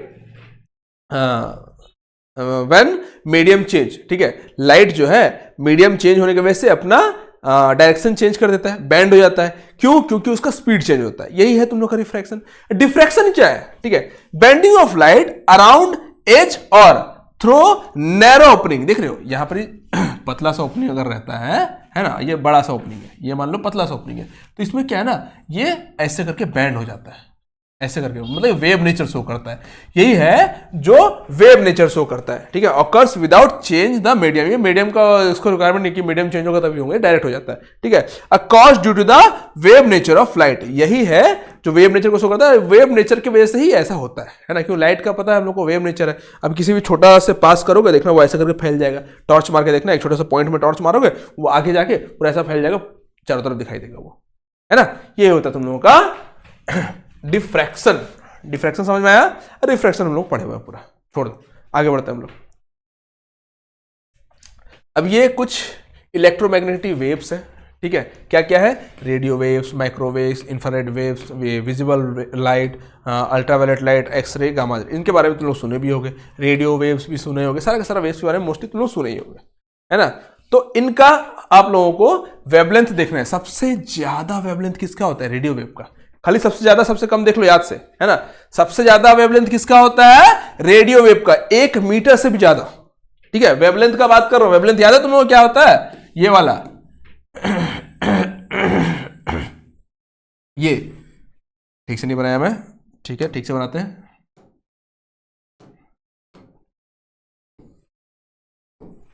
यही है ना वेवलेंथ, ये वेव्स है ना, दो ट्रफ या दो क्रफ के बीच का जो डिस्टेंस होता है उसी को तो हम लोग बोलते हैं वेवलेंथ, है ना, ये वेवलेंथ। तो सबसे ज्यादा वेवलेंथ किसका होता है, रेडियो वेव का, करीब करीब 1 मीटर से भी ज्यादा होता है। और सबसे कम किसका होता है तुम लोगों का, गामा रेस का। ठीक है, 0.01 नैनोमीटर। ठीक है, 0.01 नैनोमीटर से भी कम होता है वेवलेंथ। अब फ्रीक्वेंसी देखो फ्रीक्वेंसी सबसे कम होता है किसका, तुम लोगों का रेडियो वेव का, जस्ट उल्टा, सबसे कम होता है 3×8 हैज। ठीक है, और सबसे ज्यादा होता है किसका, गामा रेस का। वैसे एनर्जी भी सबसे कम होगा तुम लोगों का रेडियो वेव का, और सबसे ज्यादा होगा तुम लोगों का गामा रेस का। याद आएगा, आगे बढ़े हम लोग, इसको थोड़ा सा याद कर लेना, ज्यादा कुछ है नहीं इसमें, लकी समझाने लायक कुछ नहीं भाई, इसको याद करना पड़ता है, रट्टा मारना पड़ता है इसको, और कुछ कर नहीं सकते इसका कोई दूसरा इलाज नहीं है। हाँ, उसका ट्रिक बताओगे तो बना सकते हो। इसका कौन कौन साइंटिस्ट वाइंटिस्ट थे ये थोड़ा सा देख लेना, कौन कौन क्या क्या इजाद किए थे वो थोड़ा सा देख लेना, बस हो गया, रट्टा मारो इसको। चलो आगे बढ़ते हैं। अब आ गया क्वेश्चंस, तो क्वेश्चंस करना शुरू करते हैं। सबसे पहला क्वेश्चन क्या पूछा है भाई, what is the approximate wavelength of violet light. सबसे पहले इसी का पूछ लिया, वेवलेंथ, इसको भी रट्टा मारना रहता है ना। वायलेट लाइट सबसे ऊपर बोल लो, नीचे डेविएट हो रहा था सबसे नीचे, है ना, जिसका वेवलेंथ, है ना, वेवलेंथ सबसे कम होना चाहिए, क्यों, ज्यादा दूर तक ट्रैवल नहीं करता, स्कैटर कर जाता है। तो वायलेट लाइट का वेवलेंथ सबसे कम होना चाहिए, कितना था, करीब करीब 400 नैनोमीटर था, है ना, 400 नैनोमीटर था वेवलेंथ। तो 400 यहाँ पर माइक्रोमीटर में पूछा है, तो ले आओ, 1 2 3 0.4 माइक्रोमीटर। नैनोमीटर माइक्रोमीटर क्या होता है पता है आपको, ठीक है। 1 मीटर बोल लो, मीटर इक्वल टू 10⁻9 नैनोमीटर होता है, या फिर 10⁻⁹ मीटर इक्वल टू 1 नैनोमीटर होता है। ये सब है, थोड़ा देख लोगे, फिजिक्स में ही पढ़ाना चाहिए जो ये सबको। यूनिट मतलब कि क्या बोलते हैं इसको, यूनिट कन्वर्जन बोलते हैं। नैनोमीटर, पिकोमीटर तुम लोगों का सारा होता है। टेबल आता है पूरा, देख लेना यार, नेट में मार के पूरा का पूरा टेबल कहाँ है यार, टेबल में तुम लोगों को पढ़ाने जाऊंगा फिर से, ठीक है। नैनोमीटर होता है 10⁻⁹, पिकोमीटर 10⁻⁻12, ठीक है। सेंटीमीटर 10⁻⁻2, और क्या था, सेंटीमीटर, मीटर, नैनोमीटर, पिकोमीटर, और एक था माइक्रोमीटर, माइक्रो 10⁻⁶, ये 10⁻⁻6, ये माइक्रोमीटर के अंदर में आता है। तो एक बार टेबल निकाल लेना, याद कर लेना, हो जाएगा। चलो आगे देखते हैं हम लोग। When a white light beam is made to fall on a hollow prism filled with water, it breaks into 7 colors, constant colors, ठीक है। Which of the following colors suffers the maximum angle of deviation? सबसे ज्यादा deviation कौन हो रहा है बोल रहा है ना। सबसे ज्यादा सीधा कौन जाएगा बोलने से, तुम लोग का रेड बोलोगे, है ना, सबसे ज्यादा वेवलेंथ था, लेकिन सबसे ज्यादा डेविएशन कौन हो रहा है बोल रहा है ना, सबसे ज्यादा कौन डेविएट हो रहा था, तुम लोग का वायलेट लाइट, ठीक है। प्रिज्म से सबसे ज्यादा डेविएट कौन हो रहा था, वायलेट से रेड में जा रहा था, वायलेट सबसे ज्यादा डेविएट हो रहा था, वायलेट लाइट, ठीक है। आंसर हो जाएगा वायलेट, ठीक है। The optical phenomena responsible for the blue colour of sky, कौन सा, जिसकी वजह से हो रहा था ब्लू कलर, स्कैटरिंग इफेक्ट, है ना। स्कैटरिंग इफेक्ट की वजह से तुम लोग का स्काई जो है ब्लू कलर का दिखाई दे रहा था, है ना। मोस्ट ऑफ द कलर जो होता है, ब्लू कलर जो होता है, स्कैटर होता है ज्यादा, है ना। चलो, which one among the following has largest energy पर फोटोन, किसका एनर्जी सबसे ज्यादा था, हम लोग देख रहे थे ना अभी, सबसे ज्यादा एनर्जी किसका था, तुम लोगों का था गामा रे का, गामा के बाद था तुम लोगों का एक्स रेस का, है ना, एनर्जी। तो यहां पे तुम लोगों का गामा रे तो है नहीं, एक्स रे है, डाल दो और क्या, है ना। एक्स रे के बाद तुम लोगों का यूवी था तुम लोगों का, उसके बाद था तुम लोगों का विजिबल लाइट, उसके बाद था तुम लोगों का इंफ्रारेड, उसके बाद था तुम लोगों का माइक्रोवेव्स, उसके बाद तुम लोगों का रेडियो वेव्स, ऐसे करके 7 डिफरेंट फ्रीक्वेंसीज के डिफरेंट तुम लोगों का इलेक्ट्रोमैग्नेटिक वेव्स थे, है ना। अलग अलग फ्रीक्वेंसी, अलग अलग वेवलेंथ, अलग अलग एनर्जी, और सारे के सारे अलग अलग इलेक्ट्रोमैग्नेटिक वेव्स, ठीक है, समझ में आया। चलो आगे बढ़ते हैं हम लोग। How many internal reflections of light takes place in the formation of primary rainbow, ठीक है। कितना इंटरनल रेनबो जब हम लोग फॉर्मेशन कर रहे थे, याद है, ऐसे था ना रेन ड्रॉप, है ना। तो इंटरनल पहला था तुम लोग का रिफ्रैक्शन की वजह से तुम लोग का विवग्योर क्रिएट हो रहा था, 7 अलग अलग कलर। फिर वहां पर होता इंटरनल रिफ्लेक्शन जब हो रहा था तो वो इंटरनल रिफ्लेक्शन हो रहा था, फिर यहां से ऐसे करके बैंड हो रहा था ना, सॉरी, ये ऐसे बैंड हो जा रहा था, है ना, ऐसे बैंड हो जाता है, ठीक है। तो इंटरनल रिफ्लेक्शन एक बार हो रहा था और रिफ्रैक्शन वहां पे 2 बार हो रहा था। तो इंटरनल रिफ्लेक्शन कितना बार हो रहा था, 1 बार हो रहा था, है ना।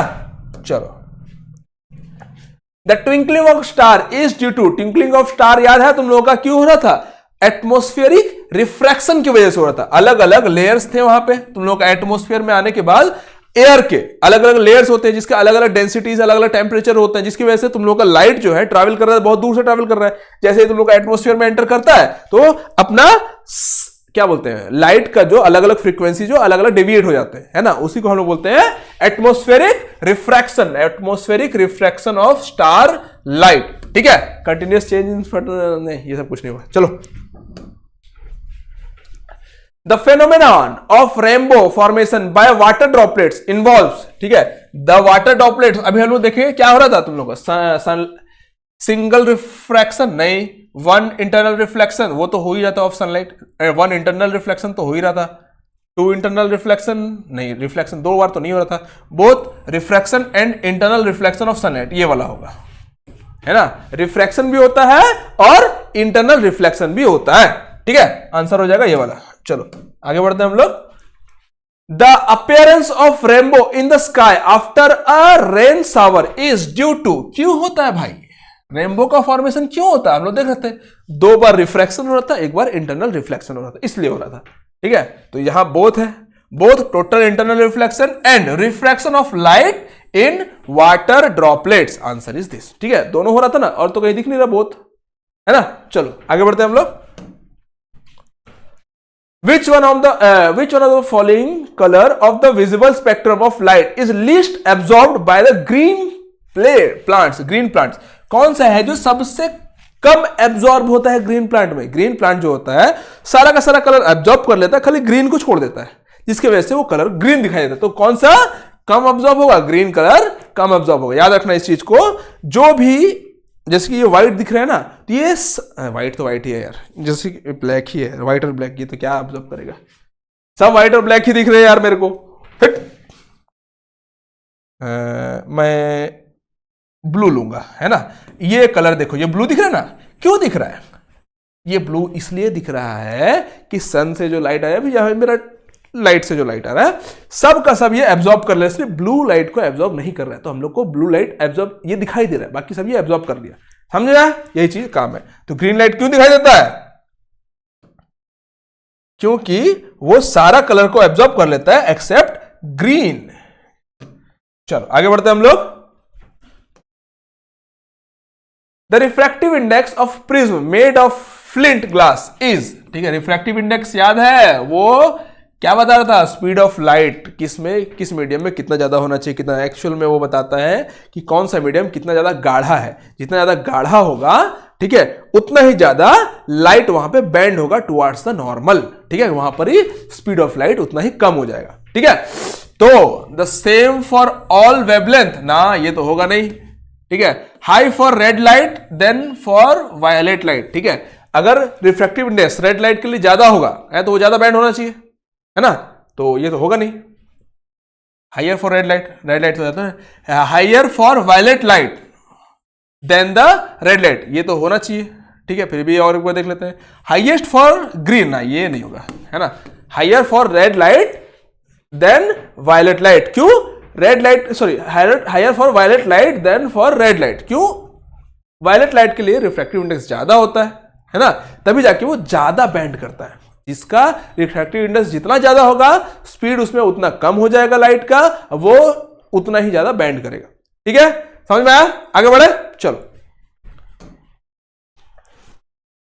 Which one of the following electromagnetic radiation in the sunlight is considered to be the main cause of skin cancer? Skin cancer बचपन से पढ़ते आ रहे हैं। यहां पर मैं स्किन कैंसर के बारे में नहीं बताया हूं, लेकिन बचपन से हम लोग पढ़ते आए हैं कि यूवी रेज, कहां गया? Ultraviolet rays. हाँ, यूवी रेज जो होता है तुम लोगों का, इसकी वजह से हम लोग को स्किन कैंसर का प्रॉब्लम होता है। क्यों? क्योंकि नहीं, मतलब कि सन से आता है, बहुत सारा रेज आता है, जिसमें यूवी रेज भी आता है। ठीक है, और हमारा जो एटमॉस्फेयर में एक लेयर बना हुआ है, ओजोन लेयर। ठीक है, ओजोन लेयर जो है उसको आने से रोकता है ना। बट हम लोग जो यूज करते थे एसी में, फ्रिज वगैरह में यूज करते थे क्लोरोफ्लोरोकार्बन, है ना, वो जो है क्लोरोफ्लोरोकार्बन जो है हमारे एनवायरनमेंट में जाके ओजोन लेयर को प्रॉब्लम दे रहा था, मतलब कि डिफेक्ट कर रहा या छेद कर देगा, जिसकी वजह से यूवी रेज हम लोगों का एंटर कर रहा था। ठीक है, उसके वजह से हम लोगों को स्किन में जब पड़ता है यूवी रेज, तो हम लोगों को स्किन कैंसर का प्रॉब्लम वगैरह होता है ना। चलो, तो यूवी रेज याद रहेगा कि ये जो है स्किन कैंसर का मेन कॉज होता है। चलो आगे बढ़ते हैं हम लोग। Which one of the following statement about X-rays is not correct? X-rays के बारे में नहीं पढ़े, बट थोड़ा मोड़ा जानते हैं, देख लेते हैं। ठीक है, X-rays is longitudinal waves, पहले हो गया। हम लोग देख रहे हैं जितने भी हैं, हम लोग इलेक्ट्रोमैग्नेटिक वेव्स पढ़ रहे हैं, मेनली सारे के सारे होते हैं क्या? ट्रांसवर्स वेव्स होते हैं। अभी लॉन्गिट्यूडनल वेव्स तो होते नहीं, लॉन्गिट्यूडनल वेव्स कौन? साउंड वेव्स होते थे, है ना। तो आगे बढ़ते हैं, यही हो गया। Which one of the following experiments explain the wave nature of the electromagnetic radiation? Diffraction of light, है ना। डिफ्रैक्शन ऑफ लाइट हम लोग लास्ट में देखे थे, वो वेव नेचर को शो कर रहा था, है ना। जैसे ही लाइट को यहां कर रहे थे तो वेव में कन्वर्ट हो जा रहा था, है ना, ऐसा करके वेव में जा रहा था ना। तो ये है तुम लोग का डिफ्रैक्शन की वजह से हम लोग पढ़ता है wave nature of the electromagnetic radiation. चलो, which when white light propagating air passes through a glass prism, it splits into bands, into a band of colors referred to as the white light spectrum. This phenomena is called the dispersion of light among the following colours the angle of deviation will be the least in, angle of deviation सबसे least होता है किसका, red का बाबा, red सबसे कम deviate होता है इसलिए उसका एंगल ऑफ डेविएशन सबसे कम होता है। और क्या, why which of the following are the primary colour of the light, primary colour हम लोग देखे थे क्या था, ब्लू था, रेड था और ब्रोजी, ब्लू रेड और ग्रीन, कहाँ है ब्लू रेड और ग्रीन, ये वाला था, है ना। इसी को प्रिंटर वगैरह में हम लोग यूज करते हैं, हालांकि मोस्टली बोलेगा तुम लोगों को टीवी में, मोबाइल स्क्रीन में, हर जगह यूज होता है यार, ठीक है। इन तीनों को मिला के तुम कोई भी कलर बना सकते हो, है ना। इन तीनों को मिला के व्हाइट कलर बनता है, व्हाइट कलर बना के मिला के कोई भी चीज बन सकता है। अबे चल नीचे। Mirage is an illusion of, optical illusion होता है both refraction and total internal reflection. हाँ, रिफ्लेक्शन भी हो रहा था ना, यही हो जाएगा, है ना। चलो ये बोल लो, रिफ्रैक्शन है, ठीक है यार छोड़ो, इसी को बोल लो। Cornea is in human eye, cornea क्या होता है, आउटर पार्ट सबसे ज्यादा बाहर रहता है, ठीक है, ट्रांसपेरेंट पार्ट होता है। Is a light sensitive screen, नहीं, लाइट सेंसिटिव तो रेटिना होता है। इज अ मस्कुलर डायफ्रैम, नहीं, मस्कुलर डायफ्रैम जो होता है ये होता है तुम लोग का रेटिना। मस्कुलर डायफ्रैम जो होता है वो तुम लोग का होता है इरीज, ठीक है। और contains blood vessels, blood vessels कौन कंटेन करता था, कोरोइड, ठीक है। और it composed of protein and cells, ये होगा तुम लोग का आंसर, है ना। प्रोटीन्स और सेल्स से कंपोज होता है तुम लोग का कौन, तुम लोग का कॉर्निया, सबसे बाहर में जो रहता है ना। Myopia is a defect in human vision where an image of a nearby object is focused beyond the retina. Nearby object focused, नहीं, नियर बाय तो काम ही नहीं है, distance object focused before the retina, हाँ ये वाला होगा आंसर। मायोपिया, मायोपिया क्या था, तुम लोगों का डिफेक्ट था, जिसको हम लोग शॉर्ट साइटेडनेस भी बोलते हैं, शॉर्ट साइटेडनेस, शॉर्ट साइटेडनेस भी बोलते हैं इसको, है ना। इसमें क्या हो रहा था तुम लोगों का, ये जो आई था, आई के बीच में जो ये तुम लोगों का मान लो लेंस था, लेंस में जो लाइट आ रहा था वो यहीं पे गिर जा रहा था, है ना, सामने में ही गिर जा रहा था बेटा, है ना। तो इस डिफेक्ट को हम लोग ठीक करने के लिए क्या कर रहे थे, यहां पे एक कॉनकेव लेंस लगा दे रहे थे।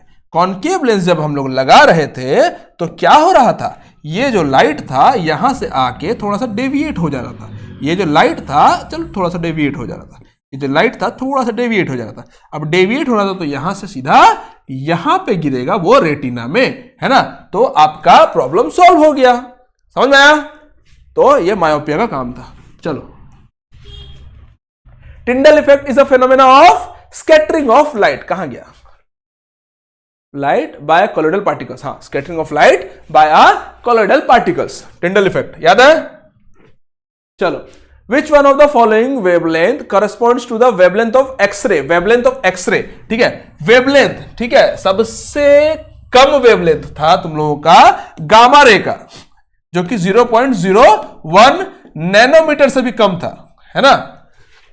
गामा रे का हम लोग देखे थे, सबसे कम था 0.01 नैनोमीटर से भी कम था, तो यहां पर ही 1 नैनोमीटर है, तो 0.01 था ना, तो करीब 1 नैनोमीटर पकड़ लो। एक्सरे का आई थिंक था 0.01 से लेके 10 नैनोमीटर तक था, है ना।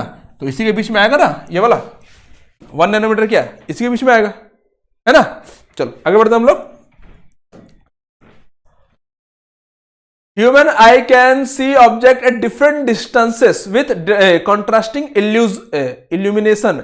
This is due to near sightedness, तो बीमारी है यार, near far accommodation of eye का accommodation पावर की वजह से। क्यों, हमारा जो सीलियरी मसल्स होता है वो हमारा लेंस को पकड़ के रखता है, वही उसको कॉन्ट्रैक्ट करेगा और एक्सपांड करेगा, है ना, जिसकी वजह से हम लोग का आई का जो लेंस रहता है, लेंस का फोकल लेंथ चेंज होता है, जिसकी वजह से हम लोग दूर का और पास का दोनों को चीज को आराम से देख सकते हैं, ठीक है।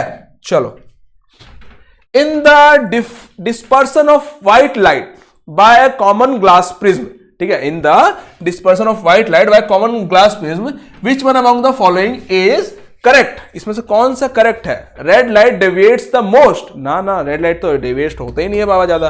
Blue light deviates the most, हाँ ठीक है, लेकिन वायलेट तो यहाँ पे दिया नहीं है। Most because blue light has high speed in prism, है ना, जिसका स्पीड कम होता है वो डेविएट होता है, ये तो होगा ही नहीं, ठीक है। रेड लाइट डेविएट्स तो होगा ही नहीं। Blue light deviates the most because blue light has lowest speed in speed. देखो यहां पर ही वायलेट लाइट या इंडिगो लाइट नहीं दिया, ठीक है, तो हम लोगों को इसी को टिक करना पड़ेगा। लेकिन अगर वायलेट या इंडिगो देता तो हम लोग बोलते वो ज्यादा डेविएट कर रहा है। हम लोग देखे थे सबसे ज्यादा डेविएट कौन सा कर रहा था? वायलेट डेविएट कर रहा था, है ना, प्रिज्म में, ठीक है। तो आंसर क्या हो जाएगा? Blue light deviates the most, ठीक है। चलो आगे बढ़ते हैं हम लोग। Which one among the following optical phenomena support that light is a transverse wave? इसमें से कौन सा है जो बताता है light is a transverse wave? देखो ये तो मैं तुम लोगों को नहीं बताया हूं, ठीक है, बट इसका एक्चुअल आंसर होगा पोलराइजेशन, है ना। पोलराइजेशन की वजह से, छोड़ो ज्यादा डिटेल में कितना जानोगे, इसको रहने दो, पोलराइजेशन इसका आंसर होगा, ठीक है। चलो, the human I is like a camera that has a lens with, ठीक है। देखो ह्यूमन आई जो है वो कैमरे के जैसा होता है, ठीक है। उसका जो है फ्लेक्सिबल फोकल लेंथ होता है, ठीक है। फिक्स्ड अपैरेटस साइज, नहीं ये नहीं होता है। अच्छा, अपैरेटस के बारे में मैं तुम लोगों को इससे पहले वाले चैप्टर में बताया था। अपैरेटस क्या होता है? एक ओपनिंग और क्लोजिंग होता है एक टाइप से। लाइट कितना अंदर आना चाहिए, लाइट कितना बाहर, मतलब कि अंदर आना चाहिए एक टाइप से। टॉर्च वगैरह में वो बाहर, सिंपल सी बात है, लाइट कितना अंदर आना चाहिए, ठीक है, उसी को हम लोग बोलते हैं अपैरेटस, ठीक है। लाइट कंट्रोल करता है, लाइट का इनर आउट को कंट्रोल करता है कौन? अपैरेटस, ठीक है, कैमरा में तो वही है, ठीक है। तो apparatus के बारे में यहां पे पूछ दिया है, ठीक है। फोकल लेंथ के बारे में तो हम लोग को पता ही है कि चेंज करता है ना, लेंस जो है हम लोग का फोकल लेंथ चेंज करता है with the help of ciliary muscles, ठीक है। Variable focal length and fixed apparatus, नहीं फिक्स नहीं होता, वो भी वेरिएबल होता है। Fixed focal length and variable, नहीं ये भी नहीं होगा, हाँ, variable focal length and variable apertures. यहां पर एपरेचर जो काम करता है वो तुम लोग का प्यूपिल रहता है, आंखों का जो प्यूपिल रहता है ना, वही कंट्रोल करता है ना, कितना लाइट अंदर जाना चाहिए, कितना नहीं जाना चाहिए। तो यहां पर एपरेचर का काम कौन करता है? तुम लोग का प्यूपिल करता है। और वेरिएबल फोकल लेंथ, ठीक है, लेंस जो चेंज होता है वो मसल्स के हेल्प से चेंज होता है, कौन सा? सिलियरी मसल्स के थ्रू, ठीक है। समझ में आया? आगे बढ़े, चलो। Which of the following is not a part of compound microscope? इसमें से कौन सा कंपाउंड माइक्रोस्कोप का पार्ट नहीं है? हालांकि माइक्रोस्कोप के बारे में हम लोग नहीं पढ़े, ठीक है। Mirror, stage, clip, retina, answer होगा रेटिना। क्यों? रेटिना हम लोग को पता है वो आंखों में रहता है ना, वो माइक्रोस्कोप में कहां से आ जाएगा? नहीं होगा ना। चलो आगे बढ़ते हैं हम लोग। अब माइक्रोस्कोप में भी अ कॉम्बिनेशन ऑफ माइक्रोस्कोप का काम क्या है बेटा? माइक्रोस्कोप बहुत छोटा छोटा चीज को हम लोग को बड़ा दिखाई देता है। अब बड़ा दिखाने का काम किसका होता है? कॉनकेव लेंस का, है ना। कॉनकेव लेंस देखना, जो तुम लोग ऐसे करके देखते हैं ना, क्या मैग्नीफाइंग ग्लास वगैरह जो बोलते हैं, है ना, तो क्या छोटा छोटा चीज को बड़ा दिखाई देता है ना। तो कॉनकेव लेंस जो रहता है वही रहता है माइक्रोस्कोप में भी, है ना। तो देख लेते हैं अच्छा कॉनकेव बोलो, सॉरी कॉन्वेक्स है रे, कॉन्वेक्स है ना, ये कन्वर्जिंग पावर है ना। कॉनकेव क्या होता है? डाइवर्जिंग पावर होता है ना, उल्टा बोल दिया थोड़ा सा, ठीक है, देख लेना। टू कॉन्वेक्स लेंस हो सकता है, अ कॉनकेव एंड कॉनकेवैक्स लेंस होता है। टू कॉनकेव लेंस, ये हो गया यार, आंख बंद करके मारो, कॉन्वेक्स लेंस, दो कॉन्वेक्स लेंस रहता है ना, याद रखना, क्यों? उसमें बड़ा दिखाने का रहता है, ठीक है। Which one among the following is correct for a person suffering from myopia? इसमें से कौन सा करेक्ट होगा जो पर्सन अगर मायोपिया से तुम लोगों का सफर करता होगा? The person can C near object clearly, सही बात है भाई, नियर ऑब्जेक्ट आराम से देख सकता है, फिर भी आगे भी देख लेते हैं हम लोग। The person can see distance, ना। The person can not distinct colours, ना, ये तो कलर ब्लाइंडनेस हो गया। The person can neither see near object, ना, ठीक है। मायोपिया अगर हुआ है तो आपको सामने का चीज अच्छे से दिखाई देता है, बट दूर का चीज आपको थोड़ा सा धुंधला धुंधला दिखाई देगा। क्यों? सब धुंधला धुंधला लागे, छोड़ो रहने दो, ज्यादा नहीं देखना है। Why can you not see objects in a dim light room when you come from a bright light room? क्यों? क्योंकि पता है हम लोगों को इरिस जो रहता है, इरिस प्यूपिल का ओपन और क्लोज को कंट्रोल करता है, और प्यूपिल जो रहता है वो लाइट का एंट्री को कंट्रोल करता है, कितना लाइट आना चाहिए, कितना लाइट बाहर जाना चाहिए, ठीक है। तो the iris dilates the eye lens to allow less light, नहीं लेंस का काम नहीं आता यहां पे, ठीक है। The iris contracts the pupil to allow less light, हाँ, प्यूपिल जो है उस allow less light to enter the eye, ठीक है। इरिस जो है प्यूपिल को ऐसे करता है कि उसमें से कम लाइट अंदर जाए, ठीक है, ये वाला हो सकता है, ठीक है। The vitreous humour dilates the pupil ना, विट्रियस ह्यूमर थोड़ी पीपल को डिलेट करता है। The cornea contracts the pupil ना, कॉर्निया कॉन्ट्रैक्ट नहीं करता, तो आराम से हो जाएगा तुम लोग का। इरीज, इरीज जो है तुम लोगों का वही है जो तुम लोग का कॉन्ट्रैक्ट कर देगा तुम लोग का प्यूपिल को, है ना। चलो कॉन्ट्रैक्ट कर देगा जिसकी वजह से कम लाइट उसमें अंदर आ जाएगा। ठीक है, ठीक है। Myopia is also known as, क्या बोलते हैं उसको, नियर साइटेडनेस। मायोपिया को हम लोग नियर साइटेडनेस भी बोलते हैं। चलो आगे बढ़ते हैं हम लोग।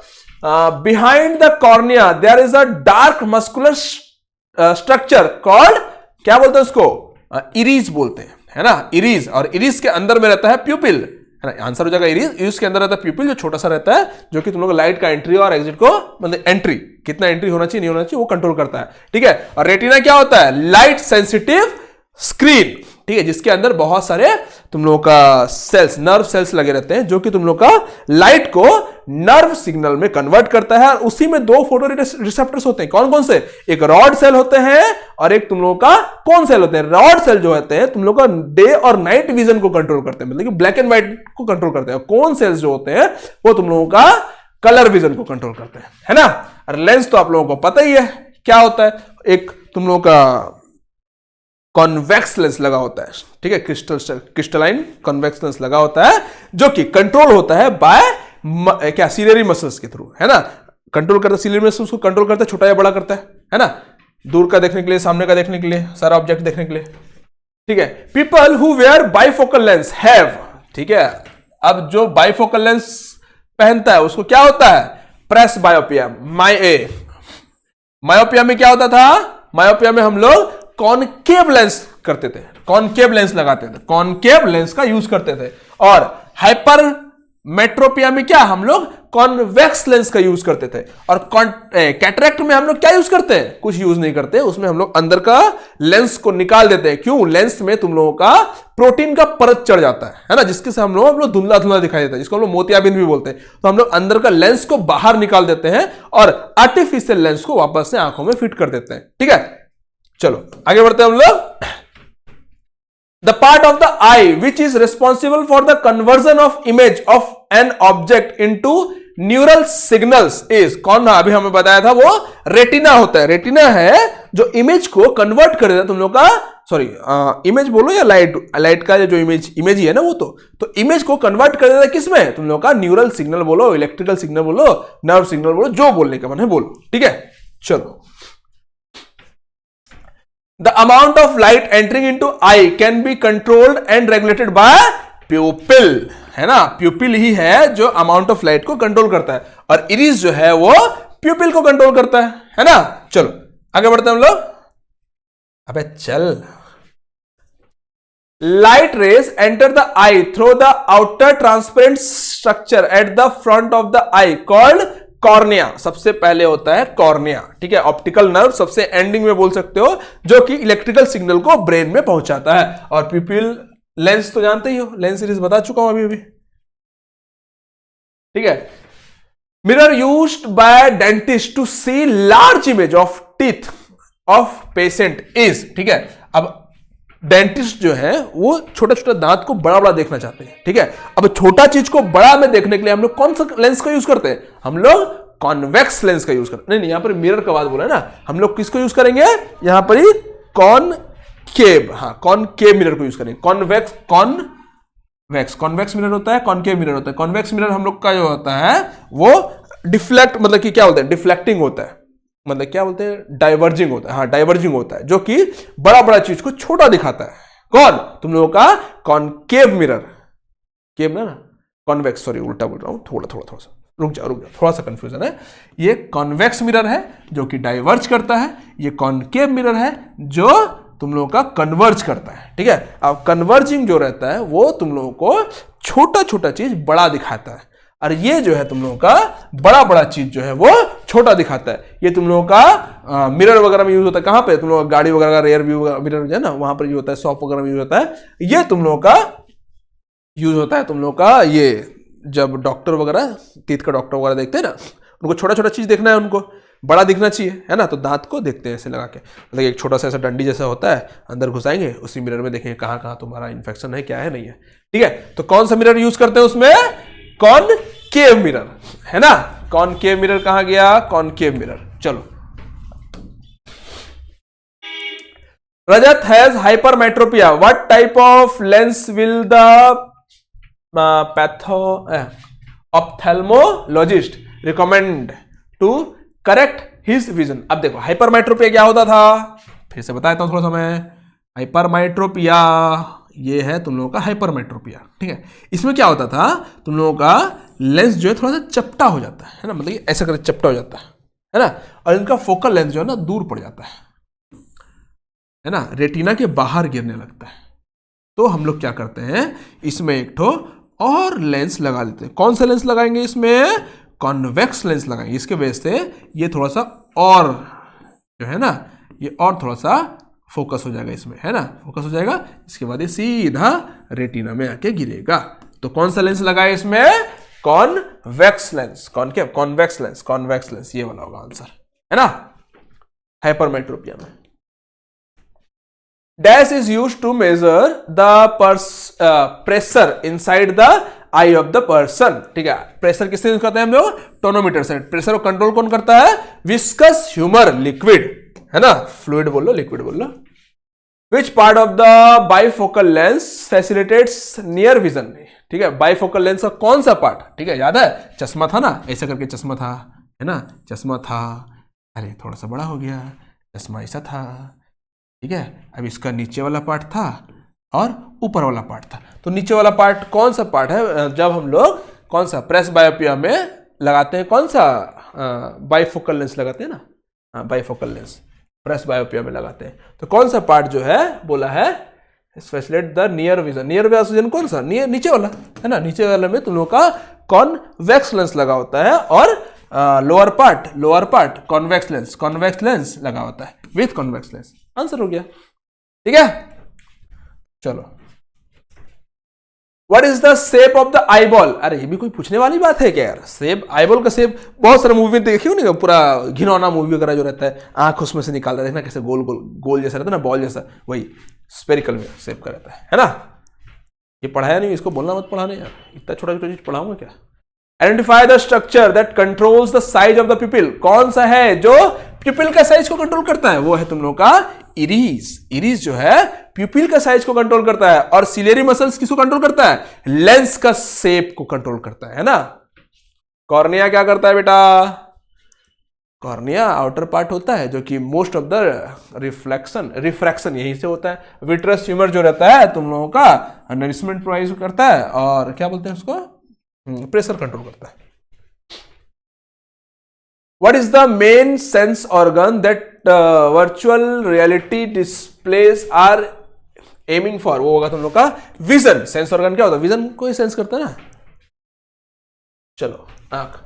The minimum distance of distinct vision for a young adult person with no defect in eyes, कोई डिफेक्ट नहीं होना चाहिए, 25 सेंटीमीटर, है ना, मिनिमम डिस्टेंस। 25 सेंटीमीटर से ज्यादा अगर तुम सामने लाओगे तो आपको दिखाई नहीं देगा, है ना, यही बोला है साइंस, ठीक है। थोड़ा आगे पीछे होता है बट साइंस उतना को ही मानता है। The splitting of white light into its component colours is called. White light को अलग अलग कलर में डिवाइड करता है, 7 डिफरेंट कलर में डिवाइड करता है ना बेटा, है ना। इसको हम लोग क्या बोलते हैं, डिस्पर्सन बोलते हैं। क्या बोलते हैं, डिस्पर्सन, ठीक है। The colour of the clear sky is blue due to the phenomena of, कौन सा फेनोमेना, स्कैटरिंग। क्यों, जो तुम लोग का स्काई से जो मतलब कि सनलाइट का जो आता है, ठीक है, कलर्स वगैरह 7 डिफरेंट कलर्स होता है, मेनली तुम लोग का स्कैटर करते हैं क्या, व्हाइट लाइट, सॉरी व्हाइट बोल रहा हूँ, ब्लू लाइट मेनली स्कैटर करता है, जिसकी वजह से हम लोग को क्या ब्लू कलर दिखाई देता है, इसलिए हम लोग उसको स्कैटरिंग ऑफ लाइट बोलते हैं। The photo electric effect demonstrate which nature of light. Photo electric effect जो है कौन से नेचर ऑफ लाइट को डिमोन्स्ट्रेट करता है बेटा। फोटो इलेक्ट्रिक लाइट हम लोग कल देख रहे थे, है ना, कि कल देखे थे, आज नहीं देखे थे, ये चैप्टर कल का है, ठीक है। एक किसी भी मेटल में पड़ता है तो उससे इलेक्ट्रॉन छिटक जाता है ना, तो ये मैटर, ठीक है, तो इसको हम लोग बोलते हैं पार्टिकल नेचर ऑफ लाइट, ठीक है। इलेक्ट्रॉन छिटक जाता है, इलेक्ट्रॉन क्या है, सब एटॉमिक पार्टिकल्स है। What is the correct order of radiation in decreasing order of frequency, है ना, डिक्रीजिंग ऑर्डर ऑफ फ्रीक्वेंसी दिया हुआ है।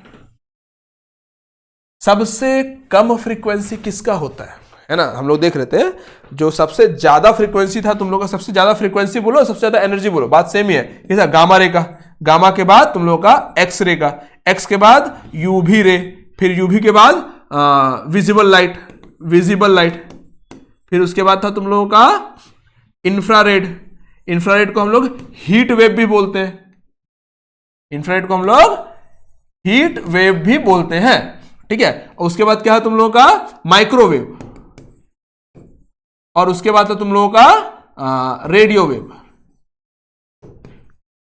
ठीक है। ये 7, 1 2 3 4 5 6 7, ठीक है। इलेक्ट्रोमैग्नेटिक वेव्स जो है 7 पार्ट में डिवाइड थे। सबसे ज्यादा फ्रीक्वेंसी इसका था। हम लोग क्या पूछा है, डिसेंडिंग ऑर्डर ऑफ फ्रीक्वेंसी, सबसे कम फ्रीक्वेंसी किसका आएगा, इधर देखो, सबसे कम फ्रीक्वेंसी किसका था, रेडियो वेव्स का था, सबसे कम फ्रीक्वेंसी रेडियो वेव का था, ठीक है। उसके बाद कौन सा, माइक्रोवेव का है, ठीक है। उसके बाद इंफ्रारेड, फिर एक्सरे, आंसर इज दिस, ठीक है। चलो, मेरा हैंडराइटिंग समझ में नहीं आने वाला, कोशिश भी मत करना समझने का, लिखा हुआ हूं उसको पढ़ो, ठीक है।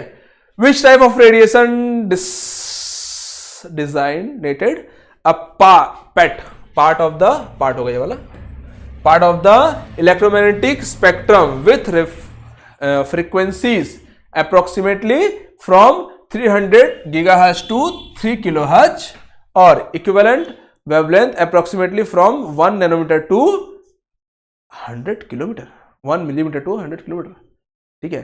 वेवलेंथ 100 किलोमीटर तक जा रहा है। अच्छा, सिंपल सी बात है, वेवलेंथ जो होता है नैनोमीटर में देखते हैं हम लोग, मतलब वेवलेंथ बहुत छोटा होता है। सबसे ज्यादा वेवलेंथ था रेडियो वेव का, रेडियो वेव का था वेवलेंथ कितना, 1 मीटर तक चला जा रहा था, यहां तो साला किलोमीटर तक पहुंच गया है ना। तो किसका होगा, रेडियो वेव का ही हो सकता है, उससे ज्यादा तो किसी का वेवलेंथ होगा नहीं ना। सबसे ज्यादा वेवलेंथ उसी का था, और सबसे कम फ्रीक्वेंसी भी उसी का है। गीगाहर्ट्ज की फ्रीक्वेंसी 10⁻14 में बनाते थे हम लोग, देख रहे थे। तो गीगाहर्ट्ज क्या है, 10⁻6 होता है गीगाहर्ट्ज, है ना। किलोहर्ट्ज 10⁻3 होता है, ठीक है। ये सब में मेरे को बोलना नहीं बाबा कि किलोहर्ट्ज क्या होता है, गीगाहर्ट्ज क्या होता है, उसका टेबल डाउनलोड करो, याद करो, है ना, बहुत ईजी है। The electromagnetic spectrum describe the full range of light that is generally divided into, electromagnetic spectrum describe the full range of light that is generally divided into 7, ठीक है। 7 तो रेंज, डिफरेंट रेंज में था ना। Electromagnetic radiation क्या था, electromagnetic radiation, spectrum का बात बोला। स्पेक्ट्रम क्या, उसको डिवाइड, स्पेक्ट्रम का काम ही डिवाइड करना। हम लोग वहां पर ही लाइट का स्पेक्ट्रम देखे थे, है ना। यहाँ इलेक्ट्रोमैग्नेटिक रेडिएशन का स्पेक्ट्रम बताया है ना। कौन कौन सा स्पेक्ट्रम में था, इलेक्ट्रोमैग्नेटिक रेडिएशन का जो स्पेक्ट्रम था क्या क्या था, हम लोग का एक्स रे सबसे नीचे में था, गामा रे, फिर एक्स रे, फिर यूवी रे, फिर विजिबल लाइट, इंफ्रारेड जिसको हम लोग हीट वेव भी बोलते हैं, ठीक है। और था तुम लोगों का माइक्रोवेव्स, फिर उसके बाद रेडियो वेव्स, है ना। यही 7 पार्ट में तुम लोगों का इलेक्ट्रोमैग्नेटिक स्पेक्ट्रम को डिवाइड किया गया है ना। चलो, dash are also known as heat waves, वही है यार, अभी अभी बताया तुम लोगों को। इंफ्रारेड वेव्स को हम लोग हीट वेव्स भी बोलते हैं, है ना। Name the high frequency radiation produced in nuclear reaction and also emitted by the radio active nuclei that is used in medicines to destroy cancer cell, वो है तुम लोगों का गामा रेस। सबसे ज्यादा इसका फ्रीक्वेंसी होता है या फिर एनर्जी होता है। चलो, what is the unit to measure the wavelength of light, ये हम लोग कल भी पढ़े थे। आर्मस्ट्रॉन्ग होता है 1 आर्मस्ट्रॉन्ग इक्वल टू 10⁻⁻10 मीटर होता है ना। ये हम लोग का होता है, याद रखना। चलो, Which of the following statement is not correct, इसमें से कौन सा स्टेटमेंट करेक्ट नहीं है। Light year is the unit of distance, ठीक है भाई, सही बात है, light year. Armstrong is unit of length, ठीक है भाई, ये भी सही है, ठीक है। Light year is the distance travelled by light in 1 year, ठीक है भाई, 1 साल में जितना ट्रैवल करता है लाइट, उसी को हम लोग मानते हैं, ठीक है। Light year is the unit of time, नहीं, ये गलत बात है भाई। तो आंसर हो जाएगा तुम लोगों का डी, है ना। आंसर क्या हो जाएगा, D. Light year is the unit of light, light का यूनिट नहीं है वो, ठीक है। What kind of radiation is absorbed by the ozone layer? Ozone layer के थ्रू कौन सा, मैं इसमें पढ़ाया नहीं बट क्वेश्चन जब करा था मैं बताया था, ओजोन लेयर के बारे में डिटेल में बताया था, ठीक है। ओजोन लेयर जो है वो यूवी रेस को मतलब कि एब्जॉर्ब कर लेता है, जिसकी वजह से हम लोगों का यूवी रेस हम लोग का अर्थ में नहीं पड़ता है, हमारा स्किन में नहीं पड़ता है, स्किन में पड़ेगा तो स्किन कैंसर होने का चांसेस रहता है ना। तो यूवी रेडिएशन को वो एब्जॉर्ब कर लेता है ओजोन लेयर, है ना। What is the wavelength range of visible light, इसको याद करना पड़ेगा। वो था तुम लोगों का, ये क्या था, 400 नैनोमीटर से 700 नैनोमीटर तक, है ना। तो वो हो जाएगा तुम लोगों का 0.4 टू 0.7 माइक्रोमीटर, है ना। तुम लोग के कौन सा था, विजिबल लाइट का। Which type of electromagnetic radiation was discovered by the John William Ritter in 1801, ये था तुम लोग का यूवी रेज, ठीक है। इसको देख लेना तुम लोग, ठीक है, टेबल में या फिर याद कर लेना जैसा तुम्हारी मर्जी, ठीक है। Which one of the following statement with regard to short wavelength person is correct, short sighted person, short sighted यानी कि तुम लोग का मायोपिया, है ना। मायोपिया में क्या था, इसमें तो कौन सा करेक्ट है पूछा है, अ short sighted person see the near object, ठीक है भाई, नहीं, हाँ देख सकता है भाई, short, blood, near object blood, नहीं ना, ये नहीं होगा, ब्लड बोल रहा है, ब्लर थोड़ी होता है, सामने का तो आराम से देख लेते हैं। A short sighted person see the near object clearly but distance object blurred and a concave lens is used to correct this defect, सही बात है भाई, पूरा का पूरा सही है, तीनों पार्ट सही है, तीनों पॉइंट सही, खत्म, ठीक है। तो यहां तक आपका चैप्टर कंप्लीट हो गया, आई थिंक समझ में आ गया होना चाहिए आपको, पूरा का पूरा क्वेश्चन वगैरह भी करवा चुका हूं। फिर भी कुछ डाउट है तो कमेंट करना है, और क्या, ठीक है, बाकी पढ़ते रहो, आगे बढ़ते रहो, और क्या। चलो फिर मिलेंगे नेक्स्ट वीडियो में, धन्यवाद।